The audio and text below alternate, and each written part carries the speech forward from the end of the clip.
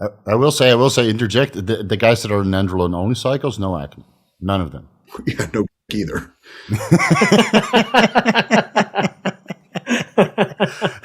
I gotta give credit where credit is due, right? If you're willing to sacrifice your motivation and your manliness for a little bit of less acne and hair loss, then we discussed this, right, on the last podcast. Where guys they'd rather keep their hair than their sex drive. It's probably a reason why Mike Menzer was insane. Yeah. Welcome to the Anabolic Roundtable, episode 23. We're almost at the 2-year anniversary. Man, time flies. I'm feeling old. I'm feeling lucky also. Guys, how's your anxiety after a couple of reels on Instagram?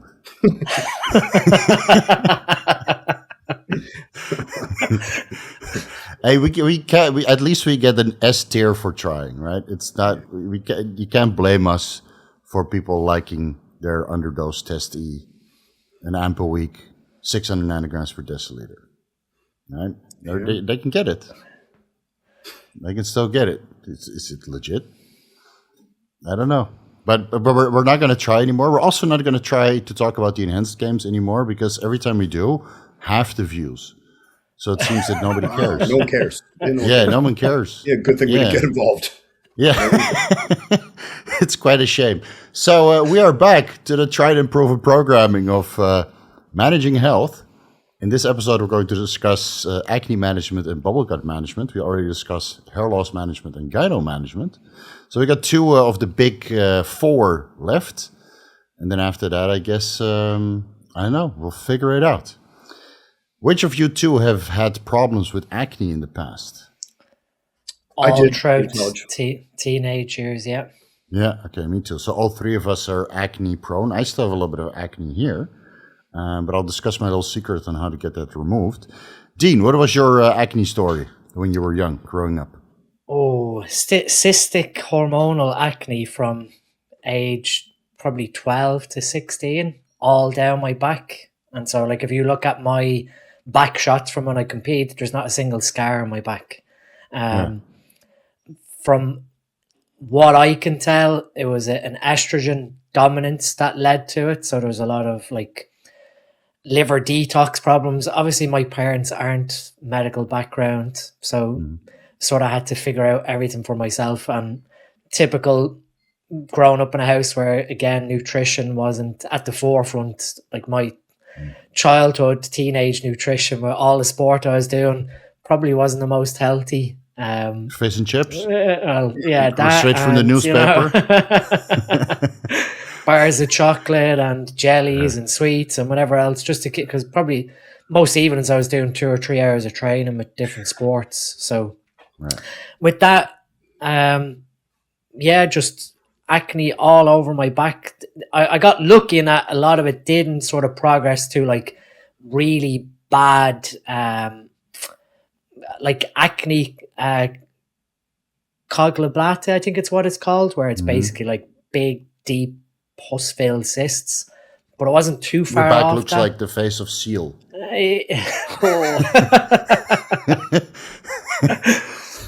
Like I got away lucky. I had a really good private dermatologist who came at it from both angles, both from a conventional medicine perspective and a functional medicine side.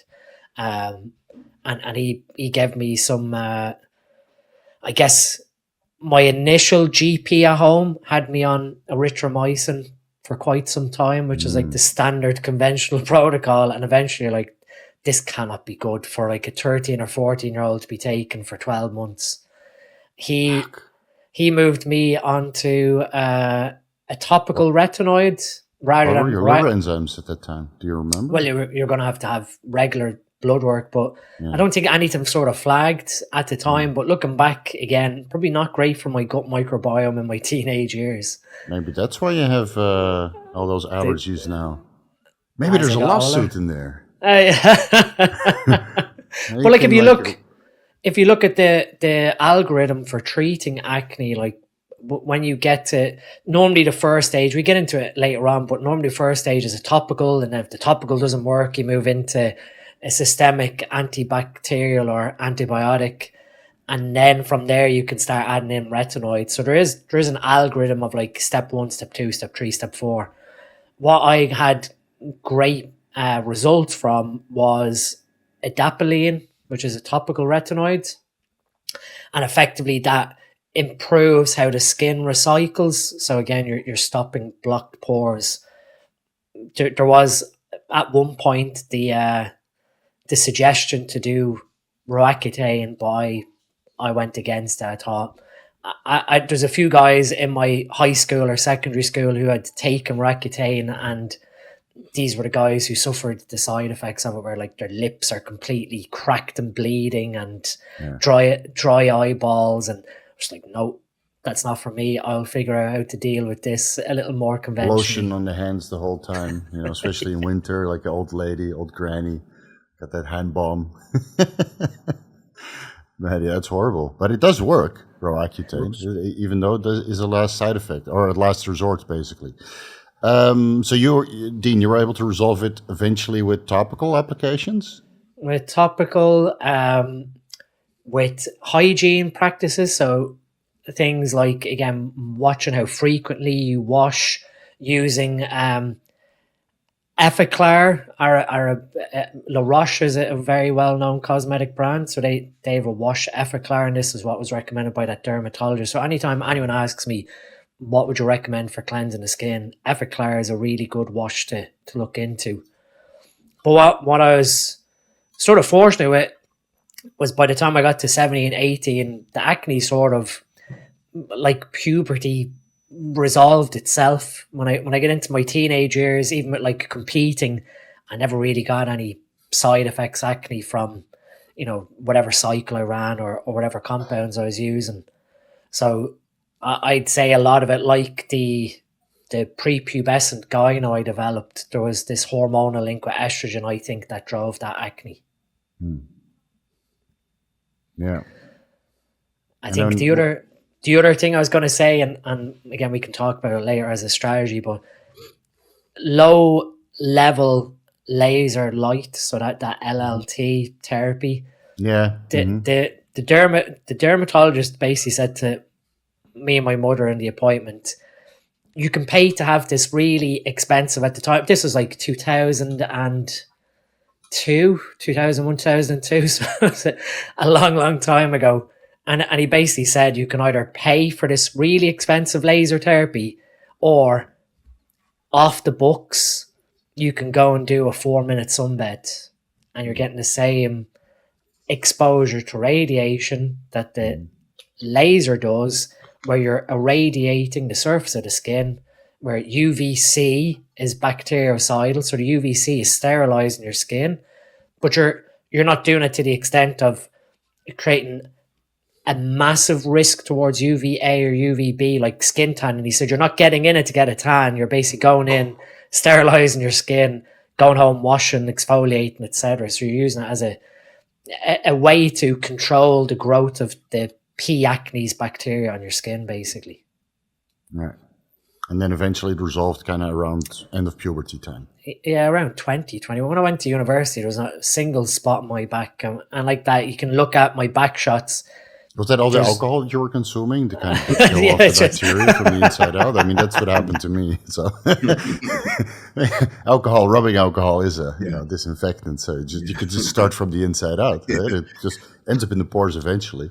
Yeah, not medical advice. Yeah, not medical. So, Kurt, what's your acne story? When I was a teenager, it was pretty normal. Nothing crazy. Random zit here or there.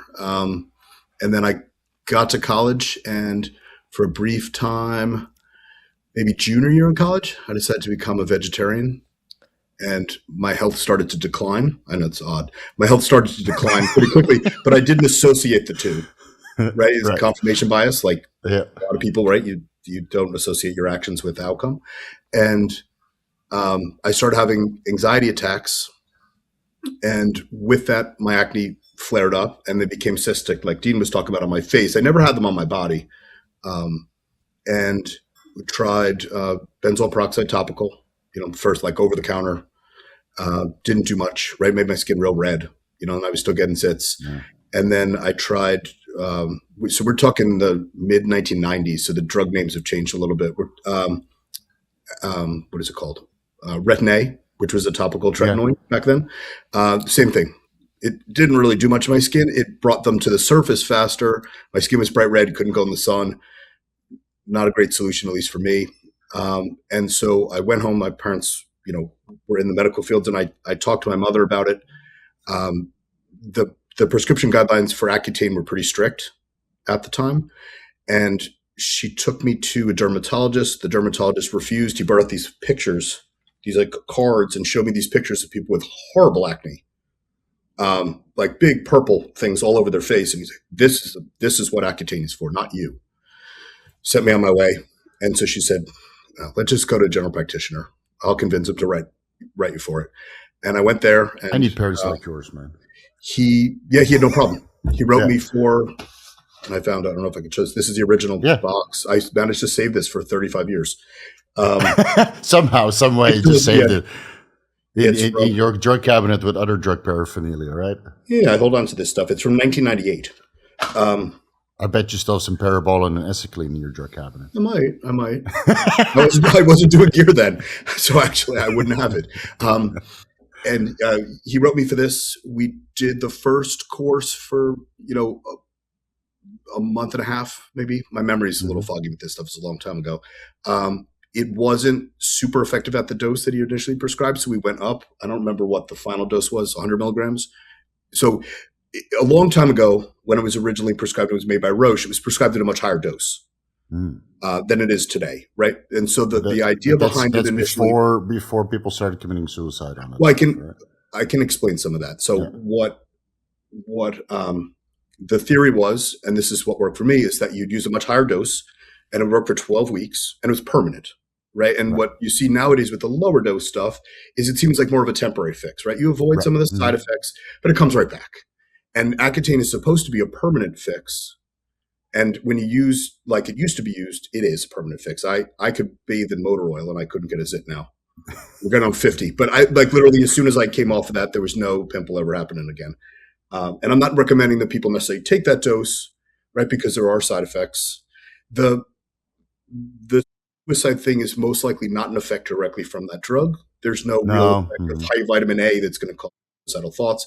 What most likely happened is the people in the pictures that the dermatologist showed me, those people were already probably depressed, right? If you're a teenager and you have horrible cystic acne, you probably don't feel great about yourself, right? You're probably made fun of.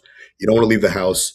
And then you're put on a drug like Accutane. And the problem is when you first go on Accutane or any retinoid, it causes them to come out worse, right? And then on top of that, then your skin gets incredibly dry, right? You can't go in the sun. Your lips are perpetually chapped. Your hair gets really dry.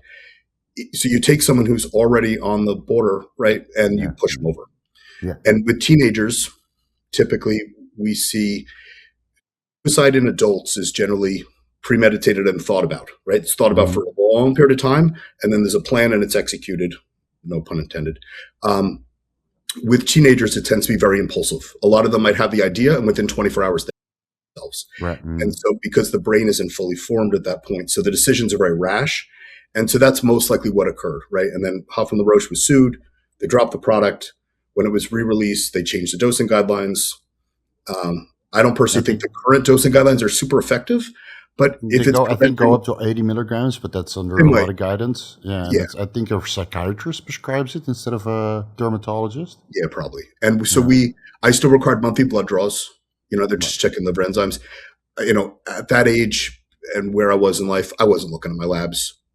If you go back 30 years ago, no one was looking at labs, right? Your doctor saw your labs, and labs on a routine basis were not a thing then.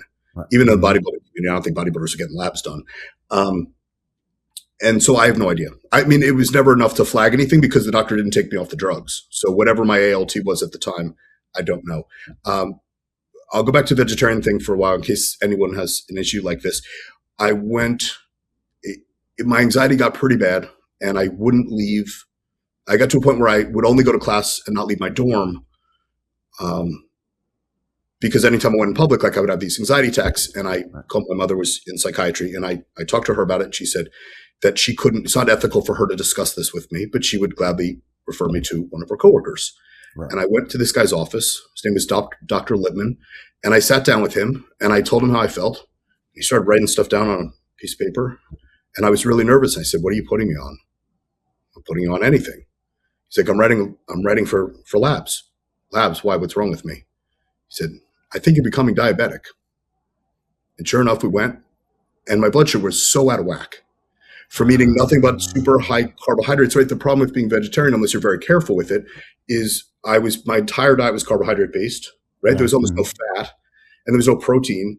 And so my protein was super low, my carbs are super high, and my blood sugar was all over the place. And so when my blood sugar would drop, right, I'm naturally thin, so my blood sugar tends to drop anyway. When my blood sugar would drop, I would associate that feeling with anxiety, right? So anxiety, this is a hard concept for a lot of people to understand. Anxiety is there's no physical cause of anxiety. Anxiety is a mental issue that we associate with a physical feeling, right? If you take too much caffeine and you have an anxiety attack, caffeine didn't cause the anxiety attack. The sensation of your heart pounding caused you to overthink that, and that spiraled into an anxiety attack. Yeah. Right. So you have to remove the physical thing. So I felt my blood sugar drop, right? You go hypoglycemic, I start to sweat. I was in public, and I would associate that with anxiety. So he explained all this stuff to me. And after he looked at my labs, he said to me, "I'm not going to make you do this, but I think you really need to start eating some meat again. Why don't you start with some fish?" And so I changed my diet around, and that's when I got into bodybuilding, because then all of a sudden my health improved dramatically just from changing the diet back to that. But that's kind of my story with acne. Right. So my story is very. Yeah, go ahead. I was just going to explain before we go into your story and then the mechanism, so people understand that the three things that are occurring when acne occurs. Right. You have overproduction of oil. You have skin cells that then don't slow, meaning they're not removed, most likely because they become sticky because of the excess oil, or from high hormones that are causing the skin to get thicker, right? And then that plugs the oil into the pore, and then P. acnes, the common bacteria that's in that, forms in that pore and causes a pimple. And then depending on where it is, how big the pore is, and all those things will dictate, the type of acne. Yeah, you get some sort of inflammatory response. There's three things that are occurring. So each of the drugs address different things, or some of them are multifactorial, but that's what causes acne. So my story is pretty similar to yours. I had poor diet for a long time until I found bodybuilding. Luckily, I found bodybuilding when I was maybe 15, 16 years old, and I started dieting or following a stricter diet right away because I was surrounded by a lot of bodybuilders who were older and were already following a decent lifestyle. So I got the encyclopedia of modern bodybuilding from Arnold Schwarzenegger, and we already had access to the internet. I mean, I was in the internet since I was 12 years old and go to the library to find nutritional books. So that improved my acne quite a bit. Of course, I had hormonal acne when I was a teenager before I started bodybuilding, but I was in the gym since I was 15 years old, and I was swimming before that. So I was always very physically active. And I think the swimming in a pool with chlorine once or twice per week, I think that kind of kept the acne at bay to kind of kill the bacteria and maybe dry out the skin a little bit. So my acne initially got worse when I started bodybuilding until I fixed my diet. And then the only thing that really gave me pimples were the cheat meals and the poor low quality whey protein that we had back in the day. So, my fascination with dairy products and removing them, including whey protein, you've known now it's a lot better, obviously. Dean, don't talk about the price of whey protein, okay? Don't do it. Don't. Because you're going to drive it up even higher. You're giving all the secrets away. Don't do it. No, I'm not giving you a hint at all. So back in the day, so I started improving my diet, and the acne went a little bit at bay. And it seems that it slowly got worse as I got older. And then it peaked around the time I started taking steroids when I was 26. So, of course, I did my first cycle. That was a great success, 250 tests, a little bit of winstrol at the end. I looked great. Second cycle, test, trend during Christmas and New Year. Do not combine Trenbolone, even was like 200 milligrams a week, low dose tren with Christmas and New Year festivities. My back looked like the moon. It was insane. So I had to ask my mom, I was single at the time, I had to ask my mom to open them up. That's how bad it was. Yeah. So fast forward a couple of years, I was able to fix that, obviously, using some antibiotics. Dermatologists in Holland were not very forthcoming, so I kind of had to figure that out myself. Luckily, my pharmacist who got me the testosterone and Trenbolone also had antibiotics because he knew that, infections were common. So I was entrepreneurial enough to kind of stock that kind of stuff too. So he had doxycycline and Cipro and amoxicillin and all that stuff. So I tried a couple of those, and that kept the cystic acne that, was caused by poor diet and then probably poor hygiene at bay. And then I really fixed it when I met my wife, who was running 10 milligram Accutane twice per week. It's just like, a high dose gives you all these side effects, so just run a low dose and keep it at bay, right? It's the kind of at bay dose, which doesn't really give you any side effects, no dry lips, no dry joints, no nothing, but it doesn't resolve it either. It just keeps it at bay. And it makes your skin a little bit thinner so you look leaner. And did you guys ever recommend like 10 milligrams Accutane pre-contest, 10 days, 14 days? I'd be worried about the liver stuff. Yeah, it's not good for your liver enzymes, but the protein and the skin texture is, the protein really goes in the skin because it's so dry. It doesn't mix well with Winstrol though. The liver enzymes, but hey, you want to win something, right? Anyway, so at one point, a couple years down the line when I was maybe 34, because again, the acne was just kept at bay and I did everything right. I had a good healthy diet, avoiding the dairy products, good hygiene, stable hormone levels, and the acne would still be there. Then when I was 34, 35, I did like 50 milligrams Accutane per day for 6 months. And that almost resolved it, but that was the highest dose I could tolerate. And nowadays I still have a lot of acne here and there, but it's usually when I kind of play with my Sphinx cats or a little bit greasy. And then I probably get a little bit of saliva from them or a little bit of, bacteria, and a pimple pops up here and there. So my acne is not 100% resolved, but it's, with my lifestyle, it's pretty controllable. So that's where we are now. Yeah, that's where we are now. So I think we already discussed like the main things: diet, hygiene, Accutane. But there's a lot more options we have that we can try. So let's just go straight into the tier list and discuss options at a time, and then classify them from S to F tier. I wrote a couple of them down, and feel free to join in and throw some suggestions at it, because we can make a gigantic tier list when it comes to acne, I'm sure of it. Let's start with avoiding dairy products, because it does seem that acne thrives on whatever it is in dairy products, whether that's the lactose or some bacteria, cheeses, whey protein, chocolates. It's from IGF-1 when you look at the literature. IGF-1, yeah. So cheese, IGF-1. Yeah, so cheese doesn't cause a rise in IGF-1 though, which is interesting. If you're getting it from cheese, some other inflammatory response, all dairy will raise IGF, right? It's And part so- of It does. because Wait a minute. You're telling me that dairy is an IGF-1 secretagogue?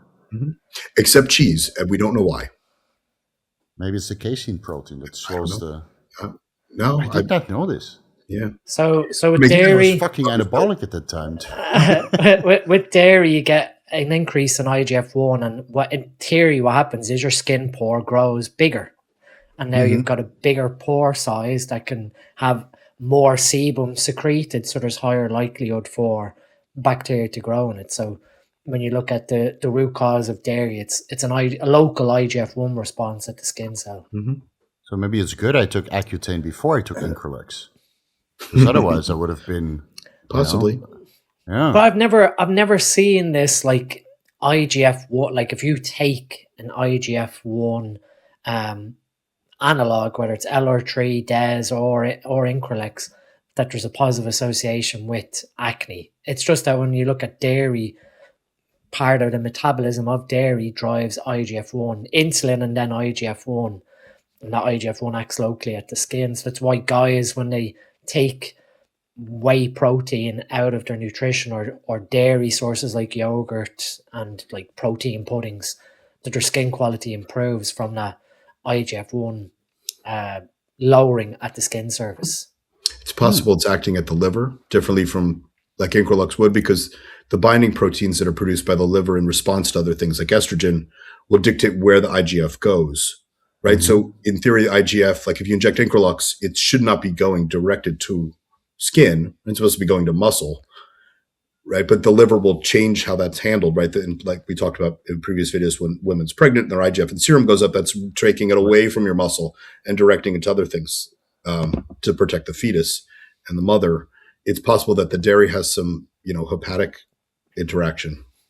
Yeah, it could be. Because you have several binding proteins, right? And then 7. usually the most common one that we test is the IGF-1 binding protein 3, which does seem to go up with growth hormone use and Increlex use. Yeah.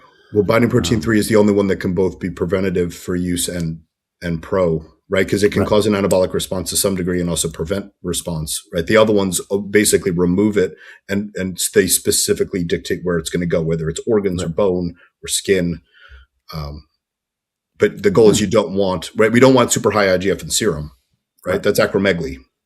Right. Then you'll also get from IGF-1, you'll also get the collagen deposition, right? So you get bodybuilders that have the folds. I'm drawing a blank for the name. The folds on the back of the head, like on the scalp, that's from IGF-1. That's common from acromegaly. But that same thing can occur. You're not going to see the lumps in your face, but that same deposition can happen here and clog your pores. Right. And it seems that the skin on the back is particularly thick compared to other body parts. Right? Even when you're super lean, the skin is still maybe a centimeter thick, and that's where the real cystic acne usually occurs. In the face, it's not that bad unless you're younger, but in the back, sometimes you see these big bodybuilders and you look at their back, you're like, probably it's hard to clean your back, especially when you're really big. Yeah, right? So it's probably a hygiene thing too. Like, can you reach the center of your back? I can't.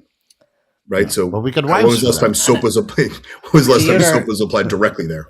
The other thing that I often bring up like that with the hygiene is people always think about like showers and changing their pillowcase and changing their bed sheets.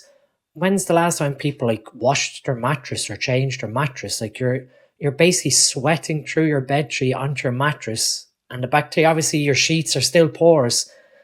All that crap is going back onto your back, no matter how hygienic you are. So you have to assess mattress quality sometimes from that. Like if you've got really bad cystic acne, the mattress can be a hidden culprit of the hygiene aspect. Yeah, I think how often you change your towel. Simple as that. Pillow. Yeah. And then also if you overwash, that can increase sebum, because sebum is supposed to be a natural emollient to trap moisture in your skin. So you're going to excrete more to try and naturally moisturize your skin. To go back to like the dairy, that's the same concept of avoiding high glycemic sugars to offset acne because of the IGF-1 expression. And then the other thing that ties in with that to sort of round it out is zinc. When people take high dose zinc, it's to counteract that IGF-1 response. So it's not uncommon to see like 150 to 200 milligrams of elemental zinc recommended to overcome that IGF-1 impact on the skin's pore size. Yeah, you see some of those anti-acne creams, they contain a good amount of zinc as well.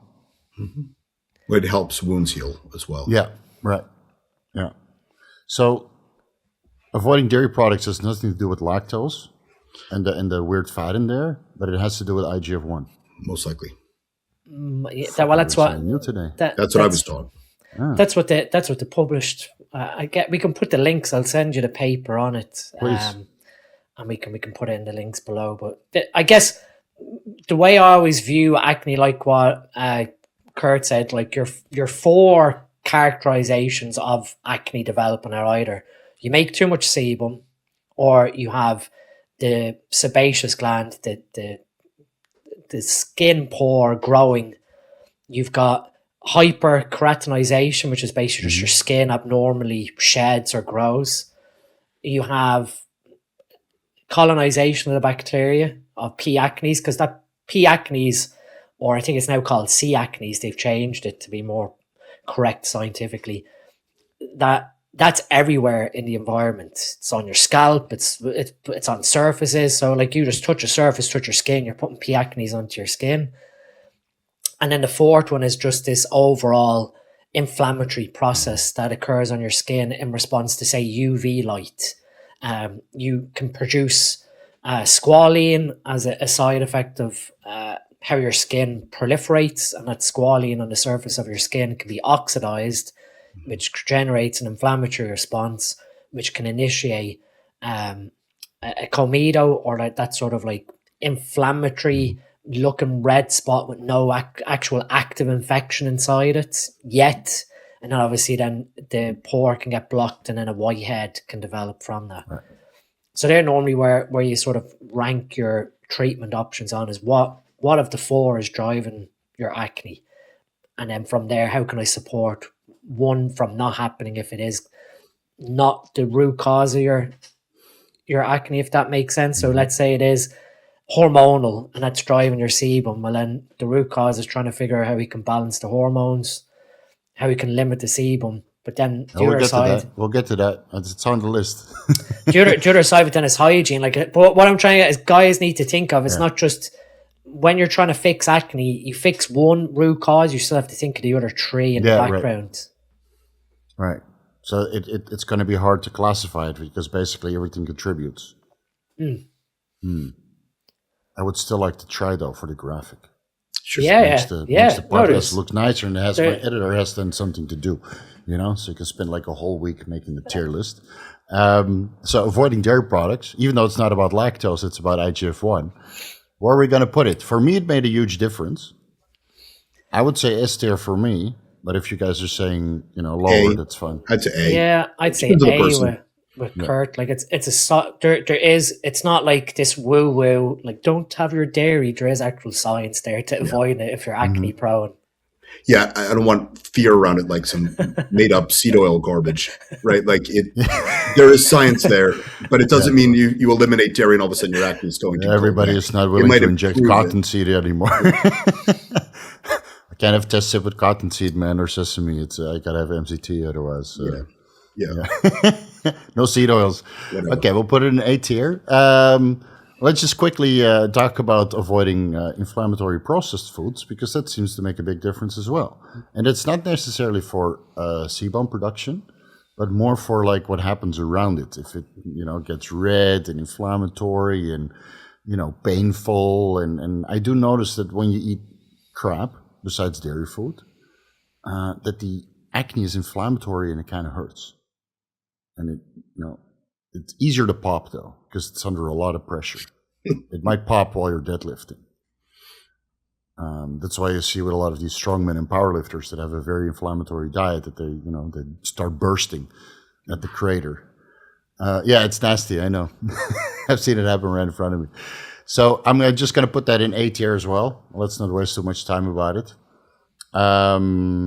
Let's see. Then we have the sauna and hot baths. For the guys that don't really train in a gym where there's, no air conditioning and hot weather, I do feel that sweating a lot, whether it's in sauna and hot tub, gym, and a hot climate where you're constantly sweating. I feel that that's a little bit cleansing of the pores. Now, sweat glands are not sebaceous glands. We're well aware of that before people go wild in the comment section. But it does seem to make a difference. The salt from the sweat could potentially be antibacterial. Yeah, the salt obviously has some sort of disinfectant effect. For the guys that ever swam in the Dead Sea in Israel, that super salty lake, that says that they're, dry your skin out and they didn't have acne for weeks afterwards, or they go swim in the ocean frequently. That all seems to kind of contribute. So I do like a hot tub bath maybe twice a week, and I train in the gym with no air conditioning, so I sweat buckets. And that changed it reduced my acne tremendously without making any changes to my hormonal intake or my diet. So moving from Holland to Thailand, where you just sweat the whole day, every day, basically, that made a big difference. So for me, again, I would say A tier, but you guys don't really. Do you guys go to the sauna, hot tub, sweat a lot? Yeah, we've the infrared sauna out the back. So. Oh yeah, that's right. Yeah. So I think I agree with you that sauna, sweating. I think the other thing that we didn't even say at the start of the podcast is your skin is your largest detox organ of your body. Like it's actually classified as an organ. Mm-hmm. So if you have acne and it's a consequence of something going wrong internally in terms like oxidative stress, it'll go to the surface of the skin. It's normally the case with like fungal infections. If you've got recurring fungal infections on the surface of your skin, you probably have some level of fungus inside your body, inside your gut, that you're actively pushing out of your body through the skin. So sweating, I don't think enough people sweat, to be honest. And I'm always intrigued whenever we go away to that. There's a local like spa hotel resort, and me and Morgan are going to go away for the night. You're in like the dry sauna, and it's 100 degrees. It's like maybe 90% humidity, or you get into really dry one where there's absolutely no humidity, it's just dry heat. And after like 10 minutes, the sweat is dripping down me. And there's someone sitting beside me who's been in there longer than me, and there's not a bead of sweat coming down them. And you're thinking, it's clear that something isn't right inside their sort of internal heart detox. rate is probably like 120, you know, 150. that there's no sweat. Dehydrated. There's no sweat coming out through their skin, and sweat is obviously linked to your methylation status, which is another really important thing for detox. So I don't think necessarily that you can detox out like specific hormones and that through your skin, but with sauna you can detox out like heavy metals come out through, like especially with infrared sauna. There's been studies to show you can detox heavy metals out through your sweat from infrared sauna. Hot baths, you're looking at like Epsom salt baths to sweat. And the thing about Epsom salt is it's magnesium sulfate. There's a lot of argument of how much magnesium you can absorb through your skin. I already did the research. So if you put 100 kilos in there, literally like saturate the whole tub, then you will absorb milligrams. So what I do is I put like 500 grams of just regular table salt and then 500 grams of Epsom salt. And that seems to be enough to kind of get the sweat really going because it pulls everything out. And then you literally come out of the tub a little bit dizzy and flat, sweating insanely. I think that the good thing with magnesium sulfate or Epsom salt is the sulfate part can actually enter through your skin, to my knowledge. And obviously sulfation is one of your liver's phase 2 detox reactions. So you're actually actively helping with sulfation in the body. And that's obviously how you can sulfate estrogen. Yeah, well, without giving secrets away. Yeah, get all those glucuronides and sulfates out of your body. So I think sweating, whether it's a bath or a sauna, if people can do it once per week and do like 20 or 30 minutes of sweating, it has overall benefits over onto metabolism, never mind skin health. Yeah, and it takes about 20 to 30 minutes to get the heat shock proteins going. So I've been doing it frequently, right, to get the heat shock proteins to kind of clear up the debris from my quad tendon tear in the surgery that took place. And it makes a world of difference. I've been doing it like 5 times a week, and everything is recovering. So I did squats today, guys. Bodyweight squats. After 6 weeks. Cool. It's insane. I already went to the gym and got a great pump. So yeah, I think I rate sauna very, very high. I can put it in A or S tier if you do it frequently. But again, it's one of those things that you need to make sure that avoiding the dairy products and processed foods are also being done, because otherwise, and it's like a step below other stuff. But if you're doing these things, then it really enhances those other things that you're doing. So let me just put it on A tier, sauna / hot tub, because you need all of them at the same time. Let's see. Hormonal balance, whether that's during puberty or while you're saucing to the socks, TRT plus, whatever, daily microinjections. I think it can prevent acne.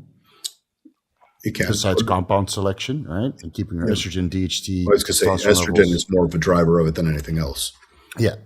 And DHT to a certain extent is some individuals as well. That some people are a little bit prone to Mastrone, Primo, Proviron, Anavar, and they get, they say anecdotally, they get pimples in the arms for whatever reason. And acne from estrogen is more on the torso and the face.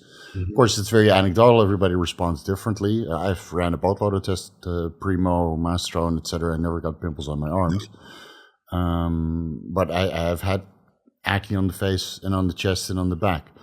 So I think that daily injections, if you're hormonized, or just controlling your estrogen, right? I mean, because estrogens can do two things. It's going to produce more sebum. Yeah, and it's going to, and it's going to redirect IGF to your skin. Yeah. Mm-hmm. So I think if you keep that in check, I think you can save yourself a lot of pain. Because a lot of guys, right, they start cycling, they do their testosterone and then their Dianabol kickstart. So they go from daily injections and a lot of aromatization into methyl estradiol to infrequent administrations of testosterone enanthate. So they're basically all over the place. And then they get gyno acne, moon face, and high blood pressure, the whole shebang. So again, start low, build your way up. Start with TRT and see how much you can tolerate. Because again, starting too hard off the bat, which is what everybody still likes to do, I think it can create a lot of problems. And you can save all of those problems if you just start low, frequent injections, and do your frequent blood work, so you can keep your estrogen in check. Did you guys ever see cystic acne with guys that do frequent injections? No, but I can't necessarily correlate the two. Okay. Right. I mean, it's very possible.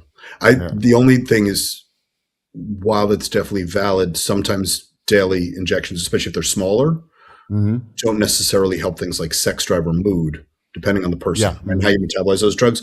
I just don't want to propose it as a hard thing that everyone needs to do. Like I do my TRT twice a week. I have a much greater response with a slightly bigger bolus spread out. I'm not getting really dips, but I have a much greater mental feeling with the slightly larger dose twice a week than I did. I just very flat if I inject it daily. Now, if you're doing a gram of test and you did it daily, I don't think that's going to be an issue. But if you're on TRT, it doesn't mean it's always the solution. I just don't want people to think you have to do that, right? It's about figuring out. A lot of this stuff is figuring out what works for you versus just copying a process of someone right. else. So so basically we're saying we're doing a couple things right already. We suspect hormonal fluctuations, but our estrogen is in a decent range. Maybe try more frequent injections for a month and see if it resolves it. And if it doesn't, okay, 2 injections per week, Monday, Friday, or Wednesday, Sunday, whatever you want, and look elsewhere. Yeah. Is it androgenic driven? It could be, right? But 5-alpha reductase shouldn't really be changing much. So it's hard to say. Could be when your Primos test prop that it. yeah. But why would that ever happen? There's plenty. Yeah, everything on my source is so much, and I throw it out. My source is fully stocked. I don't chuck it. It's ubiquitous. It's everywhere.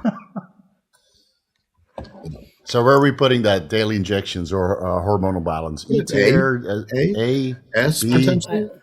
No, I think it's A. I mean, that's why when guys have acne, any like consults that have come to me, that's why I like Dutch. I always gone about Dutch as a testing parameter, because Dutch lets you see the 5-alpha and 5-beta reductase metabolites, so you can tell, is there an element of DHT driving the problem? But you then get a bigger picture of estradiol, estrone, and the hydroxy and methoxy estrone metabolites that you can then tell, okay, you've got a roadblock in phase 1 and phase 2 where you're either not making estrone efficiently and your estradiol is really high, or we need to support 4-hydroxyestrone, which uses glutathione, which again comes back to oxidative stress. So I really believe it, like hormone balance, the daily frequent micro injections means you've got a smaller peak plasma level the next day, and obviously the lower that peak plasma level, the less potential is for higher estrogen to be made, right? Rather than one single injection, large dose, or even 2 smaller injections. But like Kurt said, I guess it really depends. Some of it is compliance as well, where guys just don't want to do it. That you might have to use, God forbid, a low dose AI to take the place of what a micro injection might do. But Dean, what about the liver stress? The liver stress and the dry joints and the bone demineralization. I mean, imagine if you take a GLP-1 and Accutane and an aromatase inhibitor. Man, you're going to go blind. You're going to break. I mean, this is why I tore my quad, obviously. So basically we have 2 things, right? We have the frequent injections and the hormone imbalance or the hormonal balance. But managing estradiol, I think it's more important than that. Mm-hmm. So we have to classify one above the other. I think managing estradiol should be higher. Correct. But managing estradiol, I don't think is A tier or S tier. Could be A tier, and then stable hormone levels would be B tier. Yeah. Is that okay? Sure. Dean? Yeah. Your approval? I'm just thinking, I mean, if one root cause is hormone imbalance driving sebum production, you almost want the person to think, well, why is the hormones imbalanced? In terms of like hierarchy of what you want to address. Mm-hmm. So okay. I think estrogen, I do agree, somewhere between like low A to B, and DHT maybe. I probably depends what side of arguing what's driving acne from a DHT perspective. Mm-hmm. But I do think for a lot of it, estrogen is probably more so the driver of a lot of acne beyond DHT. Yeah. So, I'll agree. Okay, so what I'm going to do, well, what I decipher from our discussion, managing estradiol levels is A tier, daily injections and hormonal balance is B tier, and managing DHT levels is C or D tier. Oh, that's I'd probably put managing DHT like A minus, because we're not going to go A minus and because then the whole list will be B slow. How are you managing the DHT, just through the injections? Yeah, or 5-alpha reductase. Well, that's what I was wondering. Is like we going down that road? Testosterone low and doing nandrolone only cycles and. Yeah. So it's like, if we're looking at DHT as a driver of acne, I will say, interject the guys that are in nandrolone only cycles, no acne, none of them. Yeah, no either.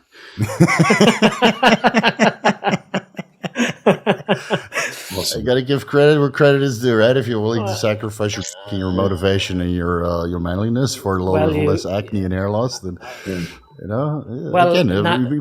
we discussed this right on the last podcast where the guys were they'd rather keep their hair than their sex drive.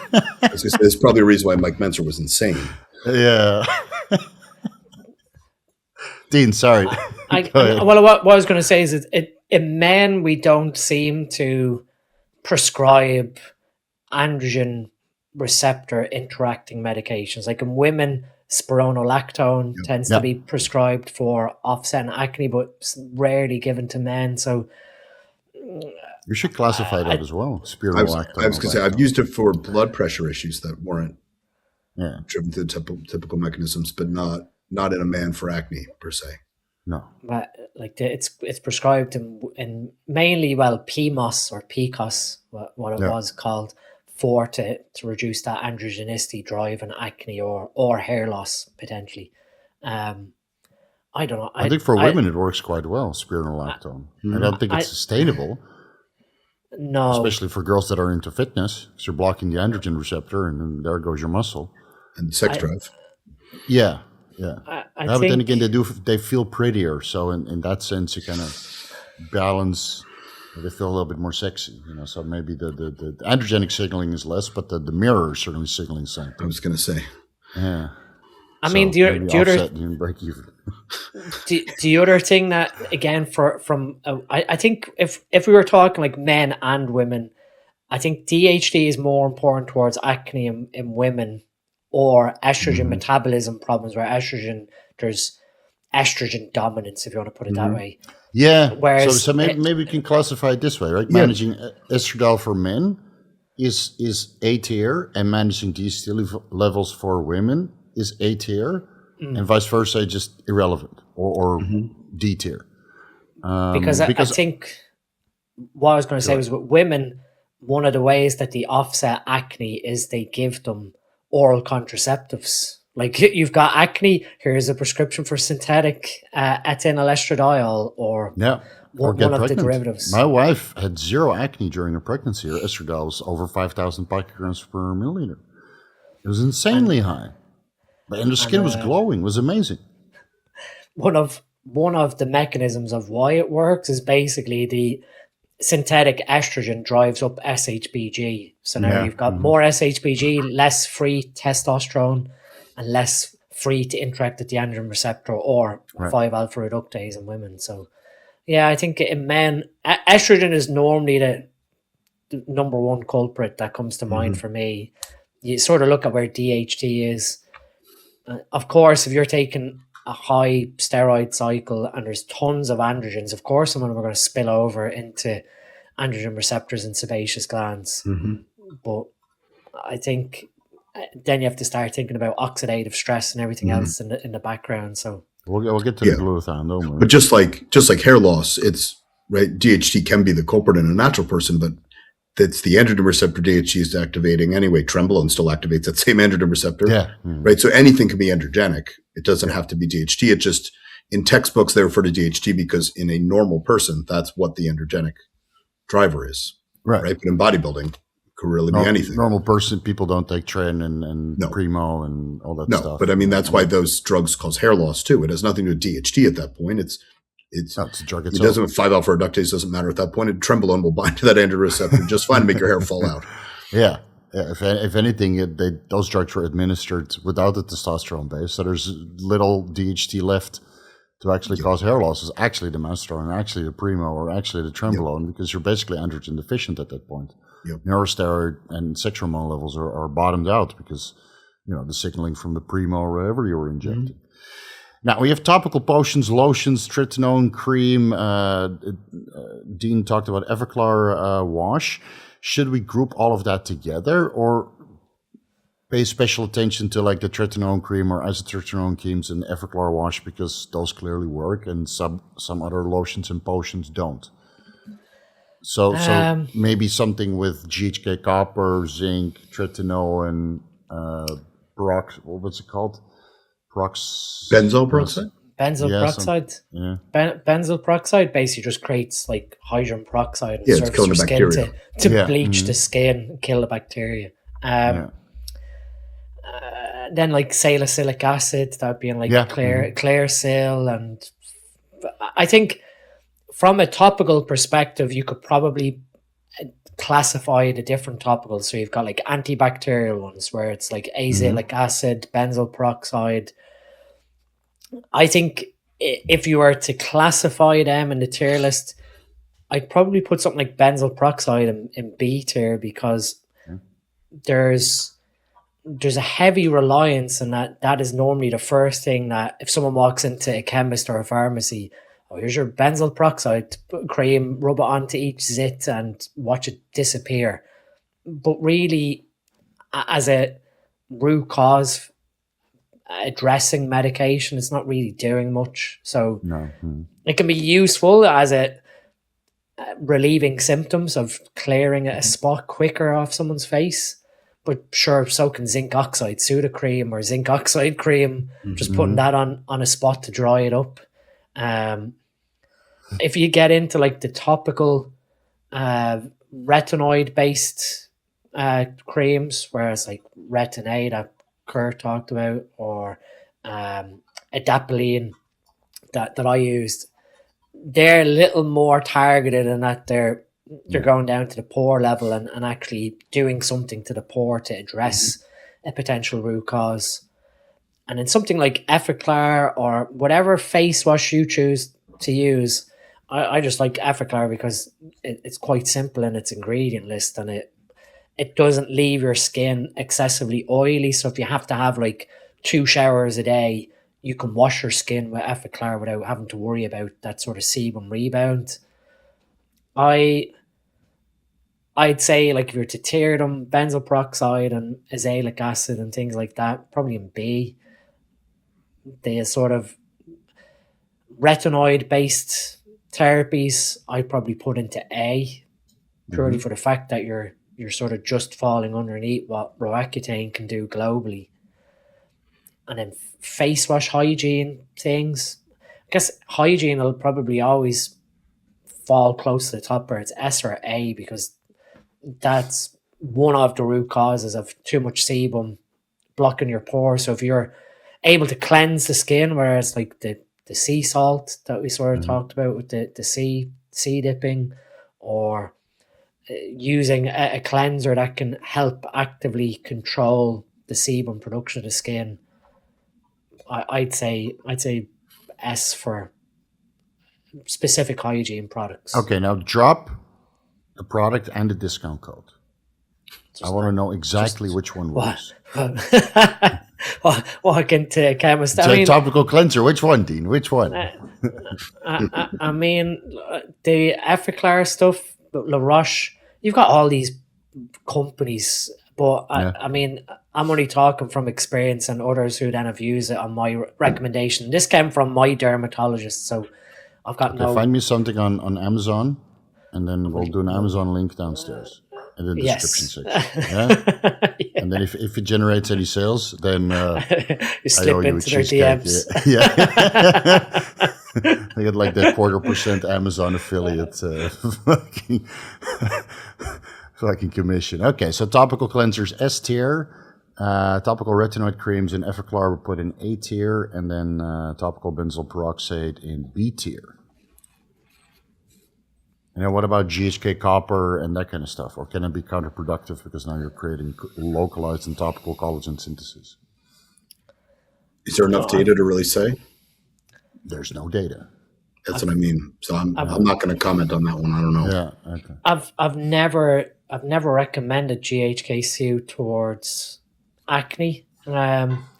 Maybe if someone had really bad acne scarring, if we were looking to try and improve the collagen deposition to smoothen out some of that acne scar, maybe.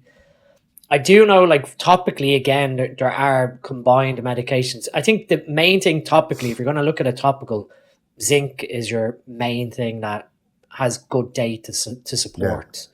Like, you do have topical zinc combined with erythromycin. Obviously, it's an antibiotic, but you've got Zinert, which is basically zinc mixed with erythromycin.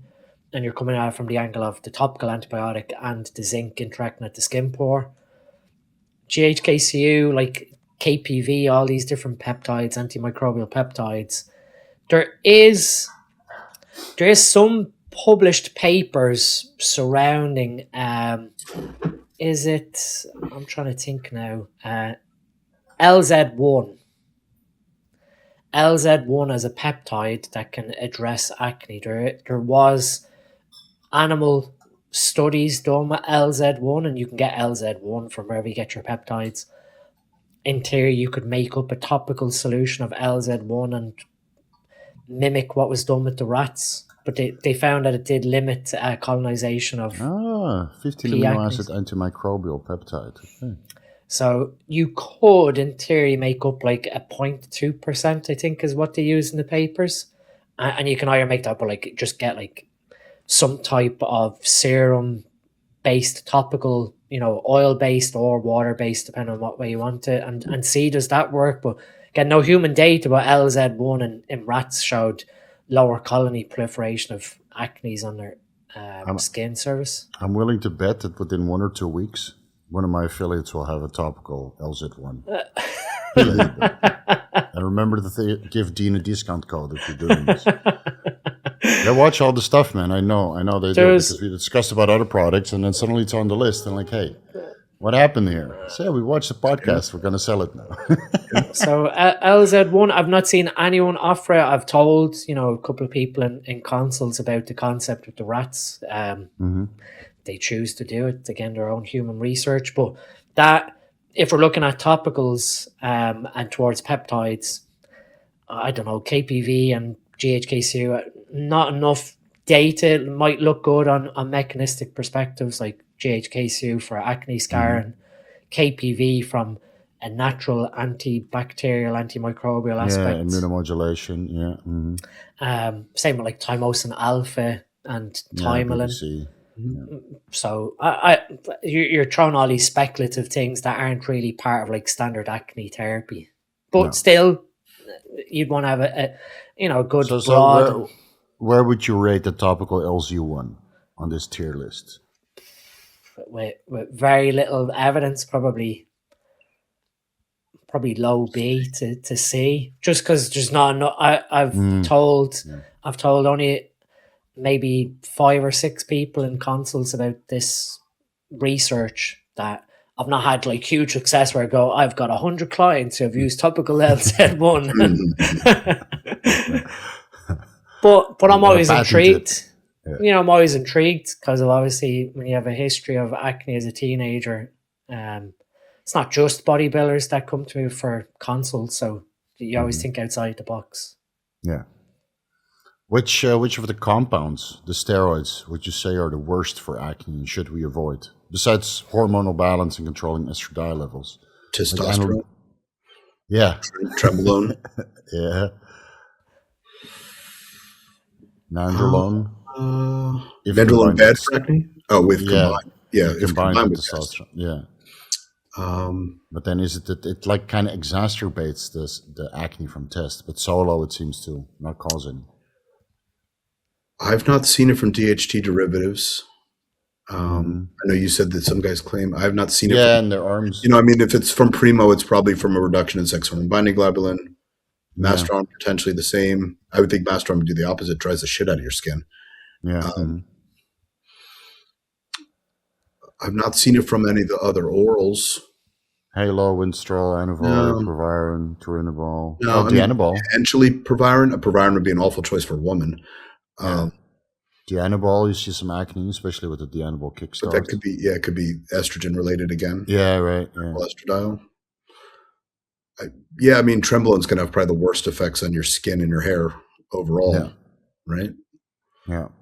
Mint, I didn't really see it. At a low dose, 150 milligrams a week. I know guys that ran 350 milligrams and just got gains. What's the standard concentration of Mint per ml? 75? 50. Yeah. So I used 50 a day, every day. Yeah. So it was 350 a week. Yeah. I put on a lot of weight. I didn't get any acne though. I was hungry. It made my metabolism go through the roof. Yeah. And I went hypo on it a bunch of times, so I had to keep eating. Same with Tren. Like by day 2, I was like eating bowls of cereal. Anything over 300 milligrams of Tren or Mint, I would be just fucking eating everything aside. Yeah. Tren Testiball, probably the worst for acne. Yeah. Okay. So we're going to put, you can't really avoid test, but you can manage the estradiol. So let's say avoiding Trenbolone and Dianabol. Where would we rate that on the tier list for acne management? B? Yeah? I don't know. What do you think, Dean? Yeah. It depends on the person. Yeah, and the dose. Yeah. But if you're prone to acne, let's say you want to run an anabolic dose of Trenbolone, whatever dose that is, but you're prone to acne. You're probably going to get it. No. Yeah, you're probably going to get it. And so you probably need to avoid it then. Remember the answer to this. What is the dose or the speculative dose of Trenbolone where the androgenic potential is removed? What's the threshold where it becomes? Super low. So the anabolic to androgenic dissociation based on the animal studies, using some fancy calculations that me and Dean discussed before the Trenbolone deep dive. So let's say 25 milligrams per 100 kilo of bodybuilder. Okay. And 100 kilogram bodybuilder at 10 milligrams, you already get full-blown glucocorticoid receptor inhibition. Okay. I was going to say, because at the standard Parabolin dose that was used medically, you saw very little androgenic side effects in our women. Yeah.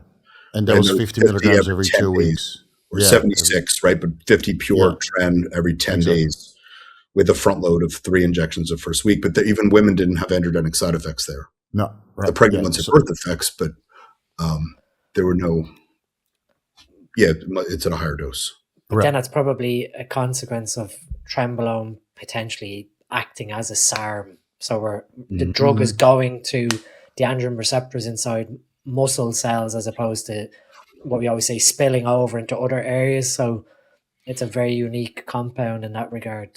When that's going to happen in person too, right? Androgen receptor density is going to dictate at what point that spills. Yeah. A Ronnie Coleman can tolerate a lot more because he's got many more androgen receptors than, I do. True. Yeah. And then the GAC repeats are more favorable probably also. Yeah. Okay. Glutathione and acetylcysteine. or Glynac, glycine and N-acetylcysteine, all the hype. Acne. Vitamin C, all that stuff. I think it does help. Yeah. See? If the other things are in check, it could make a difference. I don't think it's on its own. I don't think taking NAC is going to get rid of acne. No. I think you have to have data to show, like with blood work, that GGT is gone to town, that you're really struggling with glutathione synthesis. That's the only time. And then again, like the glutathione's going in to aid with free radical reduction or clearing out xenobiotics, clearing out chemicals out of your cells or detoxing them, detoxing estrogen. When people just default to taking glutathione as a supplement, thinking that it's going to be like a Hail Mary of addressing acne, you have to have the data to show. If there's no data to show that it's going to have, there's no data to show that you have oxidative stress or those impacts, liposomal glutathione is going to do nothing, in my view. Like, it's going to be C tier. But if you've got data and it shows that you've got issues with glutathione recycling, which comes back to the quality of the nutrition and the environment, it's going to help, but it's a crutch for making up for poor nutrition. Yeah, it's basically a Band-Aid. If you live in a place where there's high pollution, I guess, if you're out walking and there's smog and whatever, and your skin's pores are getting blocked and you're breathing in all this pollution, yeah, maybe, glutathione is under stress in heavily polluted areas. But I'd sort of agree with Kurt as a tier with NAC glutathione. If you're just taking it because someone said to take it without knowing there's a problem or there's a nutritional deficit, it's probably C. But if there's data there to say you need the support, it can make the difference of reducing acne significantly if the environment is creating that problem. Yeah, and I can't remember off the top of my head that anybody, like we've been discussing antioxidants and methylene blue and glutathione and all this mitochondrial support stuff. I can't remember anecdotally hearing anybody say that it improved their acne. Some people swear by it, so I put it on the list. And again, I think if you have a very poor lifestyle, you have inflammatory acne, and basically your health is in the gutter, that it can offer some immediate relief, because it takes a while for the toxins and the oxidative stress to come down. Yeah, I think it's data driven. I don't see it being something as like run out and buy glutathione once you've developed acne. No. So should we put it lower then, besides C tier, maybe D tier? D, E, and F is looking awfully empty. Put in D then. Unless Dean thinks C. I mean, it's not awful. I don't think it's awful, but I think it could be just misused and that people overused for no reason. Jump to using it. But when there is a requirement for it, whether that's 4-hydroxyestrone or GGT is very high, or you're driving your car in like high pollution areas, or you're out walking, you might need that extra support. So I think it really depends on what the data showing, but it's not. Go swimming in the sea next to a chemical factory. Or smoking or drinking, things like that. Regular smoking and drinking. Oh, yeah. Smoking and drinking would be It's probably not a good idea. Antibiotics orally, like doxycycline, azithromycin, all that kind of stuff. So I used to recommend doxycycline, maybe 200 milligrams per day, 100 milligrams morning and evening for about 10 days to 14 days, just to clear up the skin. It does make you more photosensitive. Also, it's either get a sunburn, but it seemed to clear up acne quite fast for people who just had bad hygiene or some sort of topical bacteria, if they were not able to get topical antibiotics. Because again, it kind of depends on where you live, right? Topical antibiotics might be easy to get to or hard to get to, and you might have access to oral antibiotics instead. So topical doxycycline, it clearly works. I've used it several times after visiting dirty countries with undrinkable tap water, and then you're like, oh. So I've been places like you go to some island to have like a water reserve at the top of the island, right? And there's all kinds of wildlife in there, and you literally shower in that. So you're literally showering in a fish pool and mosquito pool and stuff. and then you get all these lesions. Ooh. It's nasty. Yeah, and then you really need doxycycline. So it's really a case by case scenario, but it does clearly work if you suffer from terrible topical bacteria, and that causes cystic acne. If you look at what I said earlier, you can look up. There's a published paper from 2019 that looks at the algorithm of treatment of acne. Antibiotics sort of come into it when either you've got very inflammatory papules, which obviously are your whiteheads, really angry looking ones, or you have severe inflammatory papules with a lot of nodules, which are like the cysts. Normally they suggest starting with the topical antibiotic first, where that's like topical doxycycline or erythromycin, like Zinc, like I talked about. And then the more systemic ones, if we were to be really critical from it, the root cause aspect and putting some level of functional medicine to it, the antibiotic is reducing the bacteria that is everywhere in your body, basically, whether it's on inside the skin surface, anywhere that the antibiotic comes into contact with, it's going to inhibit the bacteria from replicating or proliferating. But you're also now impacting your gut microbiome, which then can lead to food sensitivities or changes in your digestion. That I think they're useful if you have very bad systemic inflammatory papules, your back is completely covered in bad bacteria, bad acne from bacteria. You're using the antibiotic to gain ground. You're reducing the bacteria on the skin to allow the other things to take over, but it should never be a long-term strategy, which ends up happening with a lot of people, where they take antibiotics continuously, and myself included, from age 13 to 14, here's your script for erythromycin every 3 months from the GP.